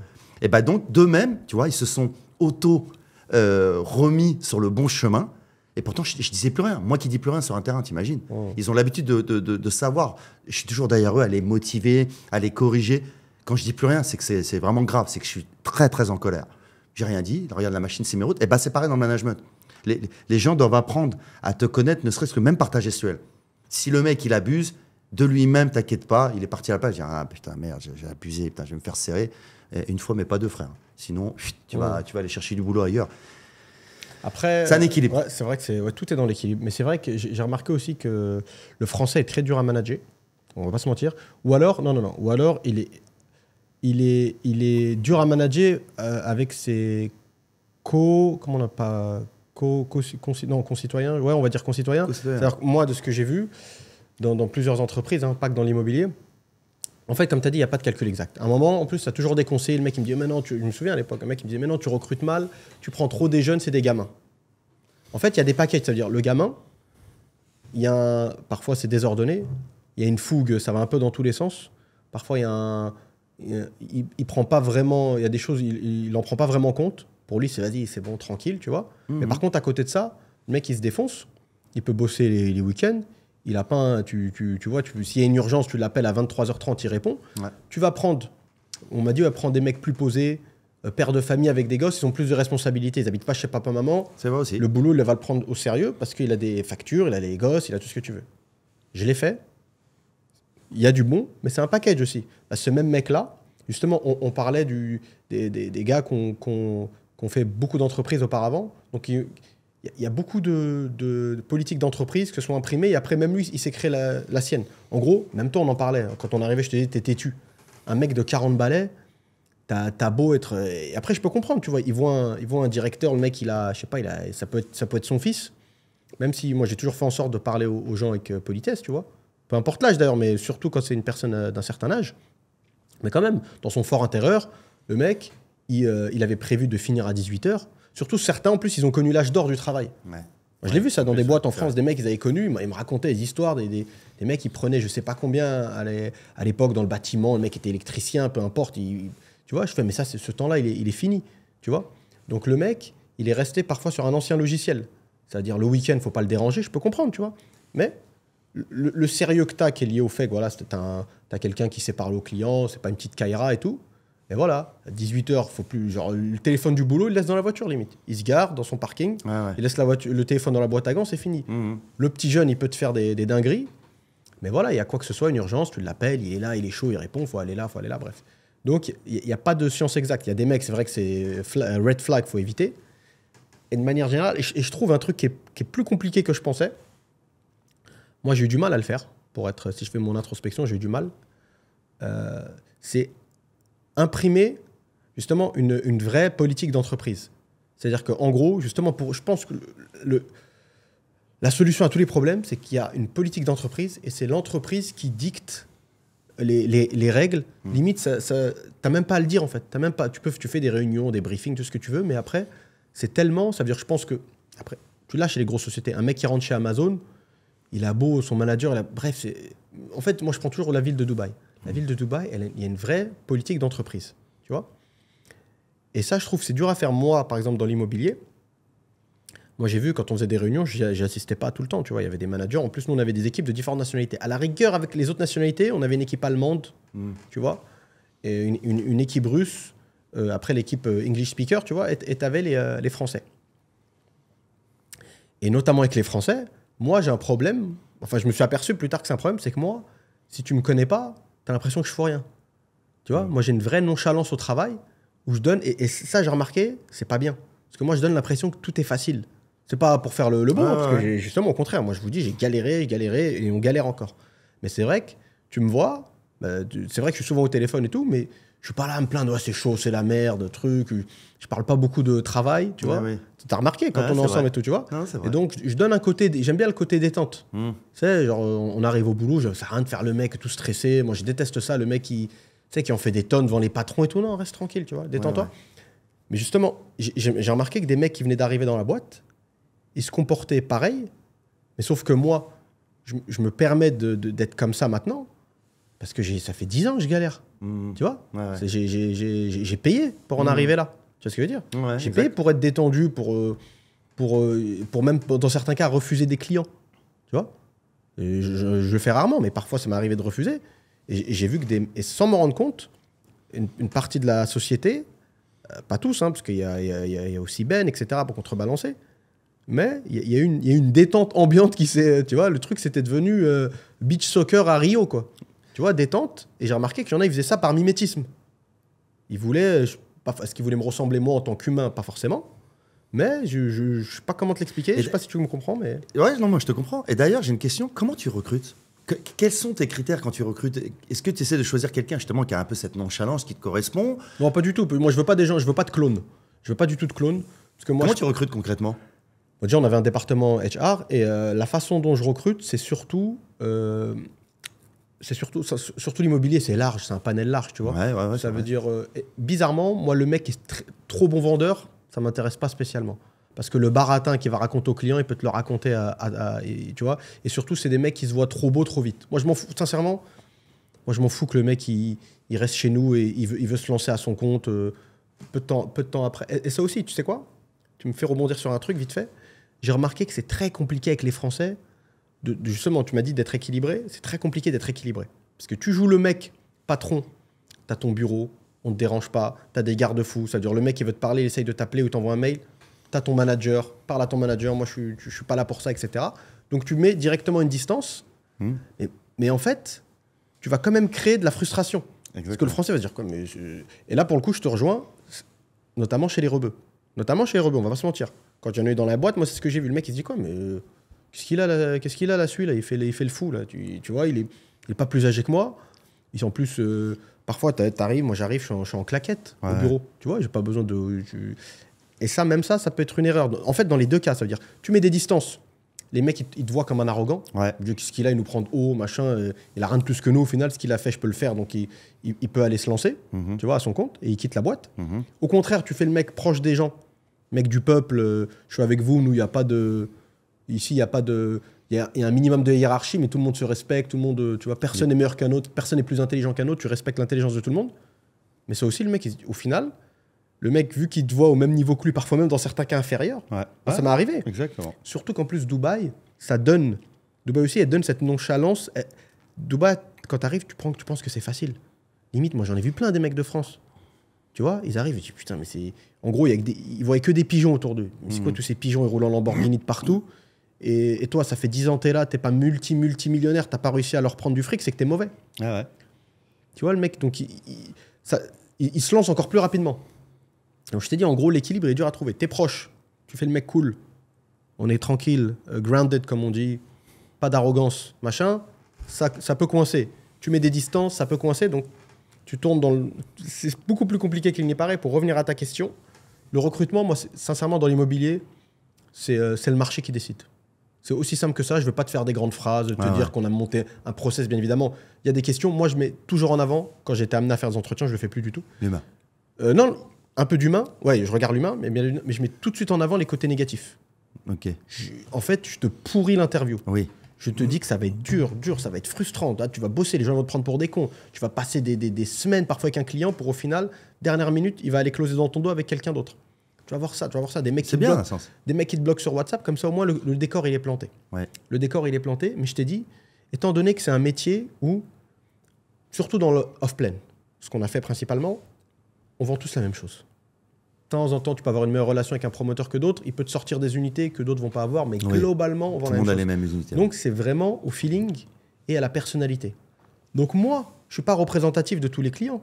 Tu vois ce que je veux dire? Ouais. Donc, même si une personnalité, moi, dans un premier temps, elle ne me convient pas, mais il y a de grandes chances qu'elle convienne à un client. Ouais. Et tu vois, de toute façon, moi, je regarde des mecs sur Snap. Une fois, j'en parlais, et même avec Ben, tu sais quoi? Il y a un mec, on va taire son nom. À un moment, on le voyait beaucoup sur Snapchat, tu vois. Un vendeur, je ne sais pas s'il a son agence, ou en tout cas, il m'a l'air d'être à son compte. Un rebeu de France. Moi, je le trouve un peu Kaira. C'est rien dans l'absolu, c'est sa personnalité, on s'en fout, tu vois. Ben, il aimait bien, il a accroché. Moi, j'ai pas accroché. Ouais. J'ai dit à Ben, moi, demain, j'habiterai en France ou ailleurs. Demain, ce gars-là, il vend des villas à Bali ou il vend des appartes à Bangkok, j'achèterai pas chez lui. Tu vois. Ben, il a aimé le personnage. Donc, ça prouve bien que tous les goûts sont dans la nature. C'est vrai. Et c'est dur de plaire à tout le monde. Et donc, c'est pour ça que je te dis, je suis assez souple dans le recrutement. C'est le marché qui décide. L'immobilier, vu que c'est très dur, au prime abord, c'est facile, mais c'est très dur. Beaucoup de frustration, beaucoup de self-management. C'est-à-dire, en fait, tu es souvent livré à toi-même. Et les mecs qui ont besoin de cadre, ils ont du mal avec ça. Tu vois? En tout cas, nous, justement, c'est la politique qu'on avait, c'est beaucoup de gens qui bossaient chez nous étaient livrés à eux-mêmes. La formation était donnée au préalable. Ouais. Très bonne formation, je trouve, parce que c'était la nôtre, tu vois. Sans vouloir tirer couverture à nous, franchement, je pense qu'on s'était bien formé. Même Mehdi, il a fait un super boulot. Mehdi, il était en charge d'une équipe française. Franchement, il était plus consciencieux que moi. Je veux te dire la vérité. Ça veut dire qu'il leur a fait un planning militaire. La Légion. Ouais. C'est-à-dire le mec, lundi, à 9h chez Danube, briefing. Hop, là, ça veut dire tous les jours, ils avaient 2 briefings chez un promoteur, 2 promoteurs par jour, à peu près. D'accord. Et après, ils ralentissaient un peu pour pas que ce soit trop lourd et que les mecs, ils aient oublié la moitié. Et plus ils faisaient de la mise en situation, plus du terrain, plus... Franchement, c'était carré. Visite de chantier et tout. Et ça n'a pas loupé. Hein, ça n'a pas empêché qu'au bout de 2 mois, c'était comme Koh-Lanta. Genre, plus de la moitié, ils avaient arrêté en cours de route. Donc, c'est le marché qui a décidé. Et ce qui est marrant, c'est que c'est des mecs sur qui on avait parié qui ont arrêté. Voilà. Tu vois? Et ceux que tu n'avais pas parié, ils continuent. Voilà, tu vois. Donc comme quoi, c'est pas une science exacte. Donc, c'est le marché. Il y a une jeune fille à un moment qui a bossé chez nous. Une jeune fille qui portait le voile. Je me suis dit, bon, regarde le réflexe. Tu vois, même moi, j'étais matrixé. Je me suis dit, bon, ça peut être pas mal, tu vois. Elle peut avoir sa clientèle, entre guillemets. Elle va peut-être attirer, via ses vidéos, elle va attirer des couples. Des familles plus posées, des gens. Des sœurs. Voilà. Elle a vendu à des mecs qui avaient rien à voir. Un mec, je me souviens, un jour, il est venu, c'était sa première vente. Elle m'a dit, s'il te plaît, est-ce que tu peux m'aider? C'était à GLT. J'étais avec elle. Le mec, il est arrivé bourré. Enfin, il sentait l'alcool à fond. Ça veut dire, pour te dire, il y avait un décalage. C'était un mec qui faisait de la crypto, un Belge, Belge blanc, tu vois. Donc, comme quoi, je te dis, c'est le marché qui décide. C'est incroyable. C'est vraiment le marché qui décide. Donc, je pourrais te sortir des grandes phrases de scientifiques. Ce serait des conneries. C'est le marché qui décide. C'est rigolo. On essaie juste pas prendre non plus des fous furieux, quoi, tu vois. Les mecs trop timbrés, je les veux pas. Et ce qui est fort, en fait, ce qui revient vraiment, en fait, c'est en fait, au final, c'est de trouver cet équilibre, en fait, dans tout. C'est dur. Et c'est extrêmement dur. Je pense que le meilleur dans tout, c'est celui-là qui est le meilleur équilibré. Ouais, le plus équilibré. Est-ce que, petite parenthèse, est-ce que tu penses... Franchement, j'en peux plus, il faut que j'aille aux toilettes. C'est podcast... je vais meubler, t'inquiète. C'est du live. Tu peux meubler, ça? T'inquiète, je peux meubler. Allez, Karim, fais-nous rêver, j'en peux plus. Allez, je vais faire... Keep rolling. I'm just going to the washroom. Je vais faire rêver les gens. Déjà, n'hésitez pas à continuer à suivre la page YouTube, Marina Imo. La mienne aussi, il y a moins d'abonnés, Dubai Connection. Même si je vais la changer un peu, je vais l'appeler Dubai Connection Immobilier, mais elle englobe pas mal de choses. N'hésitez pas à commenter, à nous donner toujours vos ressentis. C'est toujours intéressant, en fait, d'avoir... les gens ont tendance à pas aimer les critiques. Mais en fait, quand elles sont constructives, que ça soit dans ta façon de faire ou ta façon d'être, et pour tout, en fait, que ce soit à travers le professionnel, le relationnel, le familial, dans l'éducation, en fait, dans tous les domaines, quand tu as des critiques constructives, c'est toujours bien. Ça te permet toujours d'évoluer et d'apprendre. Ça veut pas forcément dire que tu vas écouter et que tu vas les appliquer. Et j'en parle en connaissance de cause. Et surtout quand tu vieillis un peu. Ce qu'on disait tout à l'heure, moi je suis quelqu'un d'assez têtu, donc c'est vrai que des fois je mets du temps à pas analyser. Tu sais très bien quand est-ce que tu es dans l'erreur, mais plus du temps à l'accepter et à essayer d'améliorer. C'est pas facile. Honnêtement, c'est pas facile. Mais en tout cas, n'hésitez pas à nous donner toujours vos points de vue. C'est toujours intéressant. On a tous à apprendre des uns des autres. Ça, c'est indéniable. L'être humain le plus abruti dans le monde, c'est celui qui pense tout savoir, qui n'a aucune leçon de personne à recevoir. Je pense que là, tu es dans l'erreur. Quand tu as l'état d'esprit d'écouter, même quand ça fait mal, ou quand la critique peut te faire mal, mais qu'elle est constructive, c'est là où tu peux évoluer réellement dans ta vie. Bon, après, ça peut aller plus ou moins vite en fonction de ton adaptation aux différentes situations que tu peux connaître. Donc ça, c'est plutôt pas mal. Moi, bientôt le retour en France, là. C'est vrai, ça fait bizarre un peu. Ça fait vraiment bizarre. Et ah, super. Ah, franchement. Super. Non, c'est bien, c'est bien. Il y a que nous, je te jure, il n'y a que nous qui faisons des podcasts où le mec, il se lève, il va aux toilettes, un mec discute tout seul. Excellent. Ça m'apprendra à boire des litres de café. Et voilà. Et you kept rolling, hein? Ok, perfect. Ouais, on parle aussi. Don't cut this, please. Tu as un anglais vraiment. Yes, very good English. Qu'est-ce que j'allais dire, Imka? Punaise, j'arrivais plus à réfléchir, je te jure. Ah, c'est chaud. Quand c'est comme ça, ça peut être vite trop lourd. Qu'est-ce que j'allais te dire? On parlait de quoi? Ouais, bah on a pas mal fait le tour, en tout cas, du management. Ouais, du management, ouais. Bah, en résumé, on avait dit qu'il fallait, pas que dans le management, mais dans la vie en général, il faut être équilibré dans tout, quoi. L'idéal, le meilleur des hommes, je pense, c'est celui-là qui est équilibré à peu près dans tout et qui arrive à équilibrer ses émotions, équilibrer ses actions, équilibrer dans sa religion, équilibrer dans son amour. Pareil, si tu es trop euphorique dans l'amour, ça peut vite te retomber dessus. Si tu es trop distant dans l'amour, ça peut vite aussi te retomber dessus. Et c'est ça qui est incroyable, c'est que tout est une question d'équilibre. Ouais. Mais je pense que le meilleur des hommes, c'est ce que je disais tout à l'heure, je pense que c'est celui-là qui sait équilibrer tout ça. Mais attention danger, quoi. Il faut avoir un sacré... Il faut être un équilibriste. Il faut être un équilibriste. Tu marches sur un fil. Par contre, le truc, tu parlais de recrutement. Ouais. La prochaine fois que... Là, on n'a plus de département HR, tu vois. Oui. On a arrêté, sincèrement. Là, on est dans une politique moins de complexité, moins d'humain. Et ça va très bien comme ça, pour le coup. Mais par contre, si demain, j'étais amené, pour l'immobilier ou autre, d'ailleurs, à recruter un responsable HR, ressources humaines pour le recrutement, je prendrais un profil, ça veut dire plus un mec qui a fait une grande école et tout, moi j'en veux. Sincèrement, je préférais limite un mec qui a été serveur en boîte de nuit, serveur dans une brasserie, qui a travaillé dans des trains, limite qui a fait de la prison, j'exagère là, mais tu vois, quelqu'un qui connaît l'âme humaine. Tu vois, parce que les mecs, on en revenait tout à l'heure, on a fait un petit comparatif vite fait avec la politique française. C'est pour ça que, en partie, hein, c'est voulu de toute façon, mais c'est pour ça que la France va mal. Tu as des ministres de l'économie, ils n'ont jamais eu de boîte de leur vie. Ouais. Il a même pas été entrepreneur, le mec. Ouais. Il connaît pas le stress qu'il y a à ça, il connaît rien. Il connaît rien, tu vois.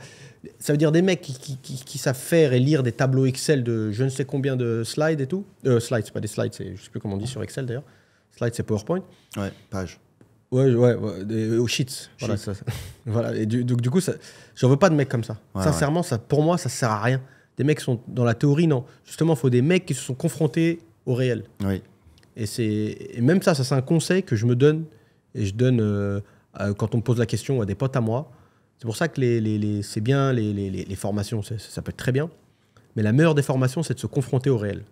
Confronter au réel, ça veut dire t'as beau t'être formé dans tout ce que tu veux avancer dans ton business, dans la vie de manière générale, il faut toujours, chaque jour, essayer de se confronter. Même tu fais un mini truc, un mini pas, se confronter au réel, à la réalité du marché. Il n'y a que comme ça que tu avances. Mais même à travers tes amis, hein, c'est toujours bien d'avoir... moi, j'ai cette chance, que ce soit toi, Atman, même Raïd, j'ai de la chance d'avoir des amis autour de moi qui me disent, quand je déconne, quoi, parce qu'il faut être clair et net, des fois, moi, je suis électronique, donc je déconne. Mais c'est pas évident, en fait, de dire...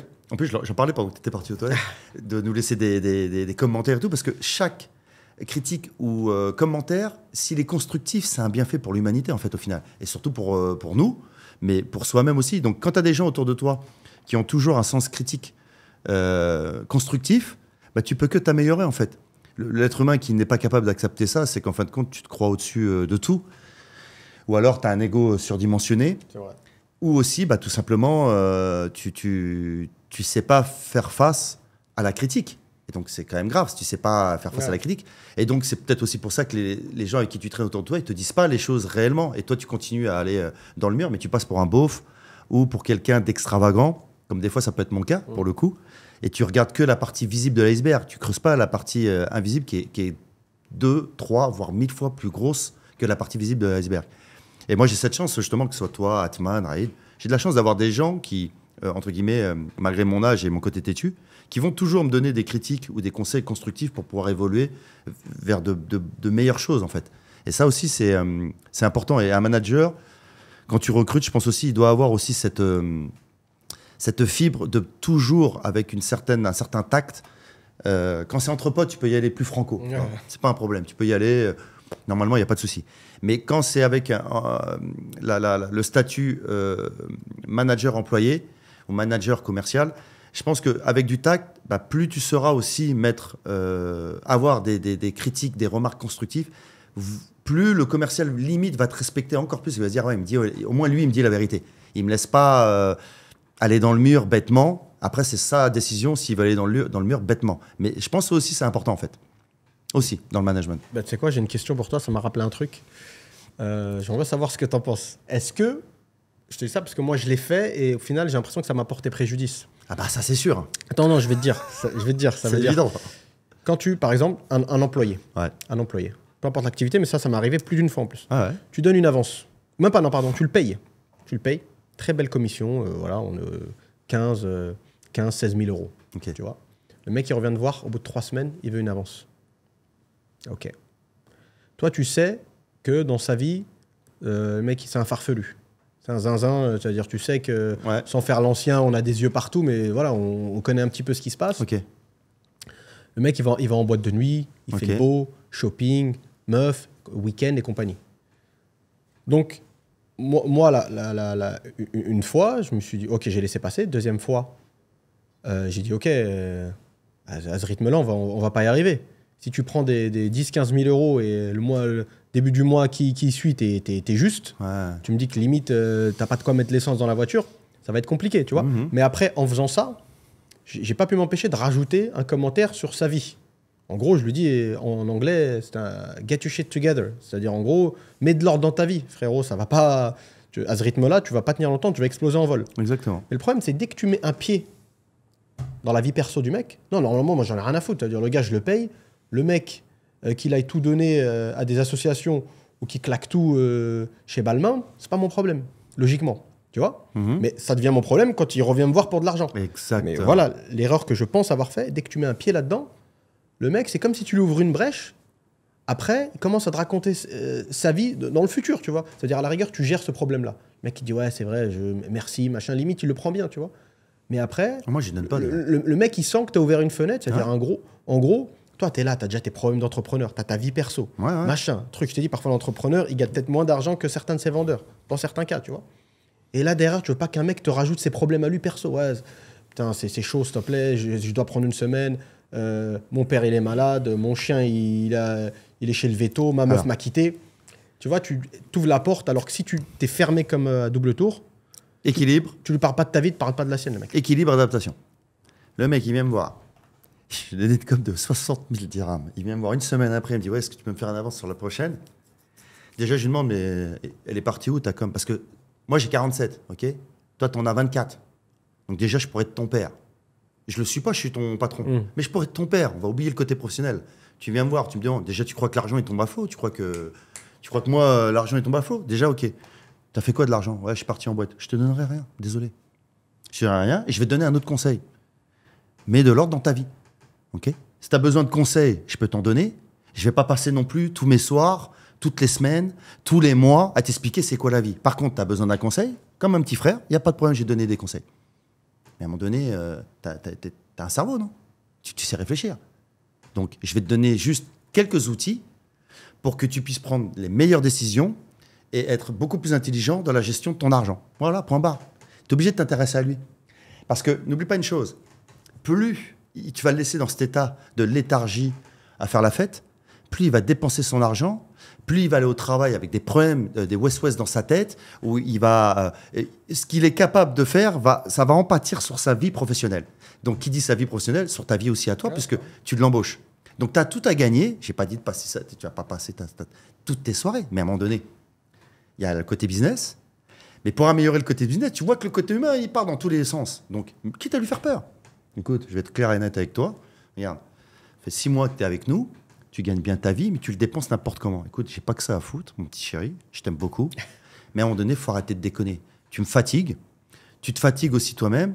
J'ai l'impression que tu n'évolues pas. Pas professionnellement, tu cartonnes. Mais humainement parlant, tu n'évolues pas. Moi, ça ne m'intéresse pas de continuer à travailler avec toi. Donc, regarde, je te donne ta dernière commission, casse-toi. Soit tu réagis, soit casse-toi. Parce qu'en fait, il n'y a pas que l'argent dans la vie. Si tu veux qu'on continue à progresser tous les deux professionnellement, moi, tu sais pas, peut-être que j'ai envie de te mettre manager bientôt. Tu crois que je vais te mettre manager tu vas apprendre quoi aux gamins qui vont suivre derrière? Gagner de l'oseille, le dépenser en boîte, aller voir... Enfin, voilà, quoi, tu m'as compris, quoi. Non, moi, tu m'intéresses pas, en fait. Tu vois, à un moment donné, tu as ce rôle, tu as aussi, en tant que manager, patron, tu as aussi ce rôle de devoir bah encore une fois de plus, donner des critiques constructives. Et en plus, tu le fais pour son bienfait. C'est pas comme si tu le fais pour bomber le torse, pour dire je suis meilleur que toi. Et normalement, il va le comprendre. Il le comprend, alhamdoulilah. Il le comprend pas, dégage-le. Il ira emmerder quelqu'un d'autre. Toi, au moins, t'auras rempli ta mission. Mais moi, je lui donne pas d'argent. Par contre, il me dit, ma mère est tombée malade là. Ouais, non, Ok, t'as fait quoi de l'argent? J'ai été en boîte et tout. Alors écoute-moi bien, je vais te le dire qu'une fois. Ça serait parce que t'as pas de thunes, parce que t'as tout dépensé dans les boîtes, je te dirais, regarde, j'en ai rien à foutre, regarde, moi j'ai dormi dans ma voiture, je sais ce que c'est, et à un moment donné, il faut assumer. Là, comme c'est pour ta mère, on va faire, pas sadaka, mais on va t'aider. Mais crois-moi que tu t'amuses, la prochaine paye, j'apprends, parce que je serai, je connais mieux que Dubaï que toi, les gens, je savais déjà que tu étais en boîte, puisque des autres gens que je connais dans l'immobilier t'ont vu. Si jamais j'apprends ça, non seulement je vais te dégager, d'une, et en plus tu vas me rembourser ce que tu me dois, parce que tu n'as pas le bon comportement. Donc là, je vais l'aider. Bien sûr, je ne vais pas laisser sa mère en galère, surtout si j'ai les moyens. Si je n'ai pas les moyens, je dirais je ne peux rien faire. Si j'ai les moyens, je dirais ok, je vais t'aider. Tu vas rembourser, de toute façon, les commissions, après, c'est moi qui les prends. Donc tu lui donnes après la différence, tu vois. Mais attention, tu l'aides. Là, par exemple, tu lui sors une balle dans le pied quand même, pour aider ta mère. Et derrière, mon coco, tu as intérêt à être comme ça. Tu as intérêt à respecter l'engagement que je prends de t'aider alors qu'il n'y a pas lieu d'être. Tu as quand même pris 60 000 dirhams, 15 000 tu les as dépensés en une semaine.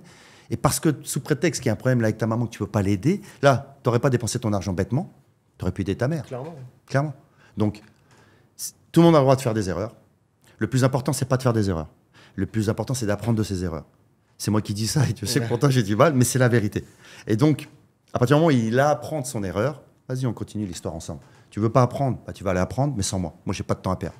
Franchement, je sais pas ce qu'ils vont en penser les gens là, mais il y a un manager sous nos yeux là. Franchement, t'es bon Karim, non, c'est comme ça que j'ai toujours procédé en foot. Je te jure que c'est vrai. Franchement, je pense que c'est le bon discours. J'ai même un exemple. Regarde, je finis là-dessus. Dis-moi. Il s'appelle Tépéré. Je pense pas c'était à Toulouse Saint-Jean. C'était un gamin. Il jouait du couteau le week-end. Quand je dis qu'il jouait du couteau, il jouait du couteau quoi. C'est-à-dire qu'il sortait, petite embrouille, du couteau quoi. Allez, hop, un petit coup par-ci, un petit coup par-là. Ouais. Sur le terrain, moi. Je l'appelais, c'était un bonhomme. Il était cintré, hein. Franchement, il serrait dans sa tête. Il était vraiment chaud. Mais moi, j'avais réussi à le canaliser, ce côté fou qu'il a quand il est en dehors du foot, sur le terrain. Ben, regarde, j'ai encore des frissons. Dès que je voyais qu'en face, il y avait un mec qui faisait le malin, je ne disais pas, va au vestiaire pour le couteau et mets-lui un coup, tu vois. Par contre, le visage que tu as là, quand tu sors, là, quand tu vas en boîte, là, et que les gens ils te voient avec le couteau, là, sur le terrain, là, quand il y en a un qui fait le malin, tu vas lui faire peur, mais juste avec ta tête. Ça marchait à tous les coups. Dès que j'en avais un qui faisait trop le malin, je regardais, il était péré. Je lui disais, si, là, vas-y, tu me le fracasses. Et donc, il allait le voir comme ça. Bravo, le coach. Ah ouais, bien sûr, mais c'est la vérité. Tu tombes toujours sur un mec qui veut faire plus le malin. J'en avais un autre aussi, il s'appelait Emilio. Roi du tacle. Mais quand je te dis, le roi du tacle, il te fracasse les jambes, il prend qu'un carton jaune. Tellement, il savait bien tacler le ballon, il prenait le truc. Bah, dès que je voyais qu'un attaquant faisait trop le malin, je le regardais, j'appelais ça Twix. Je l'appelais comme ça, je fais Emilio. Il comprenait. Ok, bah, coach, il veut que je le vrille. Bah, je vais le vriller. Bah, mine de rien, il l'a vrillé une fois, tout le match, le mec. Avant de recevoir le ballon, je te jure, il avait la crainte que Twix arrive sur lui. Il n'a plus rien fait pendant tout le match. On a gagné des matchs comme ça. J'utilisais ce petit friche, mais bien sûr, parce que je leur disais souvent, si je dis vraiment le mot, on va dire que je suis homophobe, mais je leur disais, on n'est pas des chochottes sur le terrain, les mecs. On est des bonhommes, on est là pour gagner. Et pour gagner intelligemment, et avec des valeurs et des principes. Mais quand tu as quelqu'un qui veut faire le malin, bah, tu le mets à l'amende, bah, tu lui casses pas la jambe, bien sûr. Tu lui mets pas un coup de tête. Mais tu peux jouer, tu peux l'impressionner, tu vois. Lui dire, oh, calme-toi. Toi, t'es fou, mais moi, je suis plus fou que toi. Donc, calme-toi. Et ça marche à chaque fois. Tu vois. Et ça aussi, c'est des après, tu peux l'utiliser aussi dans le coaching, dans le management. Le foot de base, ça fédère. La politique d'entreprise, en tout cas francophone, chez les Français, quoi. C'est plus, ça fédère moins, parce que je t'ai dit, parfois c'est des trucs contre-productifs. Tu te mets à la tête du bateau. C'est vrai. Tu lead by example, comme on dit en français. Tu lead by example, c'est-à-dire tu diriges par l'exemple. Oui. Je sais même pas si ça veut dire quelque chose. Ouais, en gros, tu diriges en donnant l'exemple. Ouais, tu diriges en donnant l'exemple. Mais après, encore une fois, il y en a, ils peuvent prendre ça comme eux. Au final, il est pas si loin que nous, celui-là. Tu vois ce qu'il veut dire? En plus, on a un pays de syndicalistes. Hein, ouais, c'est ça. Il y a beaucoup d'acquis sociaux en France. Voilà. Et ça veut dire le mec, ça veut dire... Parfois, tu te dis, punaise, t'as limite envie... Kaiser Soze, le film. Tu sais, on te voit jamais, on entend ton nom, on sait pas qui t'es. On a peur même, limite. Tu vois? Parce que quand toi, tu veux... En plus, ça, c'est notre nature, je pense, tu vois, de manière générale. Nous, on aime bien remettre de temps en temps les mains dans le cambouis, tu vois, c'est bien. En plus, à titre perso, ça permet de te garder ancré dans le marché, tu vois, tu sais ce qui se passe. Oui, oui. C'est pas que des retours ou des news que tu lis, c'est des retours, des vrais terrains, des retours terrain que tu as vu toi-même. Mais chez les Français, parfois c'est mal interprété. C'est-à-dire le mec, au final, il a quoi de plus que... Il est avec nous dans le bureau, quoi. C'est un mec lambda. Est-ce que c'est mal interprété parce que tu sais pas leur apprendre à bien l'interpréter, ou c'est mal interprété parce que tu donnes une image qui fait que c'est mal interprété? Non, sincèrement, pourtant je suis critique, il n'y a pas de problème. Je te dis, je suis le premier à dire quand j'ai fait des erreurs. Et moi, une de mes erreurs, c'est de démarrer, je t'ai dit, trop cool, détente. Moi, t'as pas l'impression que je peux être même méchant, tout court. Tu vois, je suis en détente et je t'ai dit, t'as même pas l'impression que je bosse parfois. Tu sais, sous mes airs de détente, alors parfois je disais, mais les gars... La pistache peut partir vite. Non, c'est pas ça, c'est que ça m'est arrivé dans les réunions, je fais, les gars, je suis là, vous me voyez 3 heures par semaine. Moi, tout seul, j'ai vendu plus que toute l'équipe allemande, par exemple. On parle de 6 personnes, tu vois. Donc parfois, j'avais pas le choix, j'étais obligé de montrer les chiffres, tu vois. Normalement, c'est honteux que ton directeur génère plus de chiffres que toi. Bon, bref. Mais non, sincèrement, je pense que c'était mal interprété tout court parce que logiciel français. Ouais, aussi. Logiciel français. Aussi, c'est vrai. Ça veut dire, par exemple, on avait des vendeurs indiens, pas du tout la même réflexion. Pas du tout la même réflexion. Le mec, au contraire, ils sont en mode, c'est un dojo et c'est le sensei, quoi. Oui. Tu vois, genre, merci de me donner l'opportunité, machin. Et ils sont contents que tu leur ouvres la voie, ils te remercient. Jusqu'à maintenant, là, j'étais chez Nakhil il n'y a pas longtemps, j'ai croisé un gars qui bossait pour nous. Ah, j'étais gêné, limite, le mec, il m'a embrassé la tête. Tu vois. Et c'est pas ce que je demande, on s'en fout, tu me connais, je m'en fous des compliments. Mais c'est des gens, de base, ils sont reconnaissants. Et surtout qu'en plus, le traitement chez eux, le traitement des subalternes et tout, est beaucoup plus dur que chez nous. Ça, c'est vrai. Et vu que nous, on est pas forcément mieux. Non, ça, c'est pas bien, tu vois. Mais nous, vu que justement, politique d'entreprise qui nous ressemble, donc le mec, comme on dit en slang, comment on dit slang? Comme on dit chez nous, il n'y a pas de hagra. Oui. C'est-à-dire le mec, je traitais pas mieux un Algérien qu'un Indien. D'ailleurs, j'ai une question qui peut être intéressante. Est-ce que tu as, dans ton processus de recrutement, c'était plus bénéfique de recruter quelqu'un qui a voyagé dans le monde, qui a vu différentes cultures, différentes façons de travailler, que prendre un Français brut de pomme qui a vécu qu'en France? Sincèrement, même ça, désolé, j'aurais bien voulu te faire une réponse cash, oui, non, mais c'est plus complexe que ça. C'est-à-dire qu'il y a du bon et du mauvais dans les deux. C'est-à-dire le gars qui est fresh from the boat, qui vient d'arriver, que ce soit d'Inde, de machin, etc. Ce qui est bien, c'est qu'il a encore, lui, il a encore le logiciel du pays. Ouais. Donc, il comprend exactement les attentes, il sait ce qu'il faut dire, comment rassurer les clients. Quand tu passes un peu trop de temps sur Dubaï, c'est vrai que parfois, tu peux être expéditif avec le client. Oui. Et le mec, il peut vraiment mal le prendre et il y a une cassure directe. Ouais, alors qu'à Dubaï, c'est normal. Ouais. C'est normal. Les rapports de force, ils font qu'au bout d'un moment, tu t'assois, tu as pris de mon temps, t'achètes pas. Si t'achètes pas, t'as même pas encore fini d'expliquer la raison pourquoi t'as pas acheté, le mec est déjà sorti du bureau. Ouais. Ça marche comme ça, tu vois. C'est vrai. Et donc, il y a du bon quand le mec il vient juste d'arriver. Mais c'est vrai que le mec qui a vu du pays, c'est pas mal aussi, tu vois. Il peut être un peu plus malin, un peu plus roublard, pas dans le mauvais sens du terme. Oui, pas dans le On lui fait pas à l'envers chez les promoteurs, tu vois, il sait, tu vois, il sait se débrouiller dans différentes situations avec différentes nationalités. Mais après, le défaut qui vient avec ça, c'est que ce mec-là, quand toi, tu as fait des analyses, on l'a eu il n'y a pas longtemps, Ben, il a fait une analyse. Je ne vais pas rentrer dans les détails, il a analysé un marché. On va dire, ça touche à... Non, c'est même pas de l'IMO, vraiment, c'est en parallèle, on va dire. Ça peut s'en rapprocher. Lui, il a passé plusieurs heures de travail concrètes. On va dire, je sais pas, il a passé 20 heures de travail à analyser quelque chose pour arriver avec une stratégie.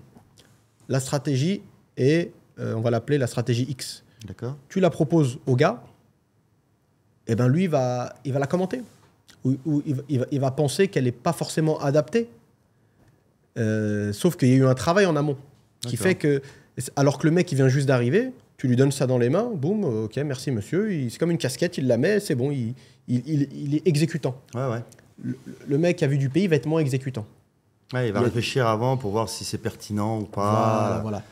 Mais comme tu as dit, c'est pour ça qu'on revient à l'équilibre. Parce que toujours, ça peut être gênant, surtout quand tu t'es pris la tête à travailler. En gros, c'est pas tu t'es réveillé le matin, tu as eu l'idée, viens on essaye. Non, tu as passé des heures de travail, tu vois. Mais c'est vrai qu'à côté de ça, parfois les mecs qui sont sur le terrain, ils peuvent avoir des meilleures idées que toi. Parce qu'au bout d'un moment, ils sont en contact direct. Ils sont confrontés, confrontés à la réalité du marché, tu vois. C'est ça. Mais à côté de ça, toi, t'es le mec qui n'a pas la tête dans le guidon, qui voit loin. Donc, encore une fois, c'est toujours trouver comme une danse. Hein. C'est toujours trouver un bon équilibre. Mais de toute façon, de manière générale, dès qu'il y a de l'humain, il y a des problèmes. Mais c'est la vie qui veut ça. Mais c'est clair que j'ai fait un épisode d'ailleurs avec Ben, qui n'est toujours pas sorti. On l'a fait à Bali il y a déjà maintenant 2 mois presque. On n'est pas à jour sur les sorties de podcast. C'est pas grave. C'était sur l'impact que l'intelligence artificielle va avoir, dans notre métier, dans l'immobilier. Et je pense que ça peut avoir un très gros impact, bien plus qu'on ne le pense. Il y aura toujours de l'humain, parce que les gens ils ont besoin de cette chaleur humaine, surtout pour signer comme ça des montants assez élevés. Une authenticité, une sincérité. On ne parle pas d'un achat d'une voiture, là. On parle d'un achat d'un appartement. C'est clair, mais... Il faut qu'il y ait quelque chose de fort entre le vendeur et l'acheteur. Je pense que les investisseurs... En tout cas, je suis persuadé que ça va mettre beaucoup de gens au chômage. Oui. Parce qu'au bout d'un moment, quand tu arriveras avec des plateformes où le mec, il répond juste à des questions perso, sur limite, je vais pas dire sur les plats qu'il aime, tu vois, mais sur le type de renta qu'il veut, ce qu'il veut pas, tac, ça lui fait une shortlist de 3 appartements, il a juste son téléphone à prendre, appeler. Tu vois, le mec qui a une agence immobilière, il n'a pas besoin d'avoir 100 mecs après. Tu vois, il n'a pas besoin d'avoir 100 mecs. Il y a un filtre qui est au préalable, ça fait que toute la partie recherche en amont, elle n'existe plus. C'est l'intelligence artificielle qui l'a fait pour toi. Et elle va être encore plus précise parce qu'il n'y a pas d'affect. Moi, je le vois. Moi, sincèrement, sans tirer la couverture à moi, je pense que je suis très bon là-dedans. Je ne mets pas d'affect. Je mets pas d'affect. Il y a des quartiers que je déteste et je sais qu'ils sont bons pour la personne. Je m'en fous. Je rentre pas là-dedans. J'ai eu cette conversation-là avec Mehdi là, il n'y a pas longtemps. Mehdi, il était à Phuket. Il n'a pas aimé. Je comprends, t'as trop de monde, machin, le bordel, les prix ont grave augmenté et tout, par rapport à la période où il avait été. Parce que j'ai l'impression que Phuket, il joue un peu avec les prix entre la saison haute et la saison basse, tu vois. Et il a voulu faire une activité, il m'a dit, l'éléphant et tout, safari, c'était le triple de ce qu'il avait payé la dernière fois. Bref. Et il m'a dit franchement, c'est pourri, machin, ça l'a gavé. Il m'a dit, je me limite, il avait hâte de rentrer sur Bali. Et je lui ai dit, je fais, attends, Mehdi. C'est pourri, mais selon tes goûts à toi. Oui. Mais on est d'accord que là, demain, businessment parlant, je sais pas si ça se dit. Oui, businessment parlant, on va dire ça comme ça. Il y a un gros potentiel. Parce que tu le vois, les prix sont chers, mais pour la Thaïlande, ça n'empêche qu'il y a du monde à mort et les gens consomment comme malades. Il m'a dit, ouais, c'est vrai. Il m'a dit, c'est vrai, à ce niveau-là, il n'y a rien à dire. Donc, je pense que l'intelligence artificielle, de facto, elle n'aura pas de feeling. Elle s'en fout, elle, complètement. Ça veut dire, ça va être que des chiffres. Elle va te dire, cet endroit-là, il va te rapporter ça de renta. C'est basé sur les 20 dernières années de loyer, de données que j'ai traitées. Ah ouais, exact. Donc, ça va mettre beaucoup de gens. Ça veut dire, ça va être les mecs malins, ça va être ceux qui vont monter sur le cheval plutôt que, tu vois, que de rester à côté. Tu vois, il va falloir se former à certaines choses, j'imagine. Mais bon, ça, c'est un autre sujet encore.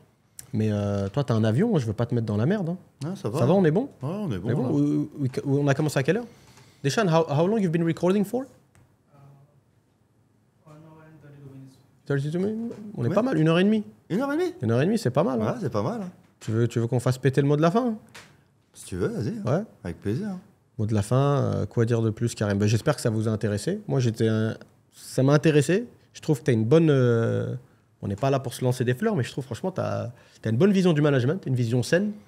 Moi, j'ai une vision. Après, non, mais c'est vrai. Après, c'est la théorie. La mise en pratique, c'est toujours plus compliqué. Plus compliqué. Mais en tout cas, c'est pas une science exacte, surtout avec les Français. Avec les Français, on est un peuple dur à manager. Et avec ça, tu rajoutes du sang d'un peu partout. Ouais. Et je pense même, d'ailleurs, si tu sais manager en France, je pense que c'est presque facile d'aller manager ailleurs. Ouais. Parce que les Allemands, plus t'es carré, plus ils kiffent. Ouais. Les Anglais, c'est pareil. Les Ricains, n'en parlons même pas. Là, tu peux même être extravagant. Ils surkiffent. Les Chinois, un peu différents. Enfin, tout ce qui est Asie, il faut être là, pour le coup, bien dans les clous.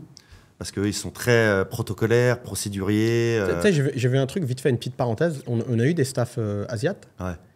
Et ils sont pas du tout dans la confrontation. Ah non.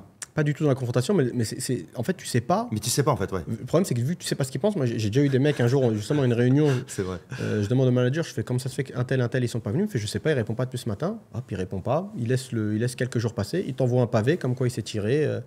Dans le meilleur des cas, il t'explique les raisons. Sinon, il te le dit même pas. Il y a un truc qui l'a gêné. Il n'a pas voulu aller à la confrontation. Il préfère s'en aller, tu vois. C'est compliqué. C'est très dur à manager parce que tu peux pas rattraper s'il y a quoi que ce soit. Déjà. Et c'est difficile de le voir en plus. Ils sont tellement livides au niveau du visage, tu sais pas si tu vois. Et c'est incroyable, ouais. Mais ça doit être un sacré, comment on appelle ça, un sacré entraînement, training avec eux. Une fois que tu sais les manager bien sûr. ou que tu as appris à faire du business avec eux, je pense que tu peux faire du business avec tout le monde. C'est clair. Et les Anglais sont très bons, très pros, mais ils ont quand même aussi le délire de ma vie perso et ma vie pro. D'ailleurs, c'est très impressionnant. Hein. C'est-à-dire, le mec, tu peux le voir dans un bar ou en boîte, c'est une serpillière. Je l'ai vu, hein. Ah ouais. Tu vas à Londres, même dans les endroits classe, tu vois des mecs qui travaillent à la Barclays, etc. Ils ont des postes, tu vois, moi j'ai vu, comment ça s'appelait? Ça s'appelait le Maddox, je crois. À l'époque, c'était un peu coté. Tu vois, le mec, il a pissé. Il a pissé à côté de nous, le bâtard. Qu'est-ce qu'il fait, celui-là? Tu vois, il était juste à la table d'à côté. Et le mec, tu le vois le lundi matin, boum, pas de gueule de bois, rien, il est carré, il est au top. Et l'anglais, tu essaies de le joindre le week-end, il ne te répond pas. Lui aussi, c'est le téléphone de la boîte. Il le met. C'est peut-être ce qui il fait cache dans la roue de secours, limite. C'est vrai, mais c'est peut-être ce qui fait qu'ils sont performants. Ouais. C'est-à-dire, ils savent. Bon, eux, ils sont dans l'excès total quand ils délirent, enfin, quand ils sont à la fête. Mais le travail, c'est le travail. Et la coupure des deux, c'est ce qui leur permet justement, c'est un exutoire. Ouais. Après, ouais, c'est vrai. C'est vrai, je pense que c'est comme ça. Je pense que ça les aide vraiment à être performants, en fait. Ouais, et les Français, plus dans le social. C'est vrai qu'un Français, parfois, tu peux l'appeler, même le week-end, il te répond, il peut te montrer, il peut t'inviter à un goûter d'anniversaire de leurs enfants, etc. Ils te racontent plus un peu leur vie. Ouais, c'est vrai. Mais bon, bref, c'est vaste sujet en tout cas. Comme d'hab, les gars, partagez, commentez. Exactement. Likez. Quoi d'autre? Il peut faire quoi d'autre?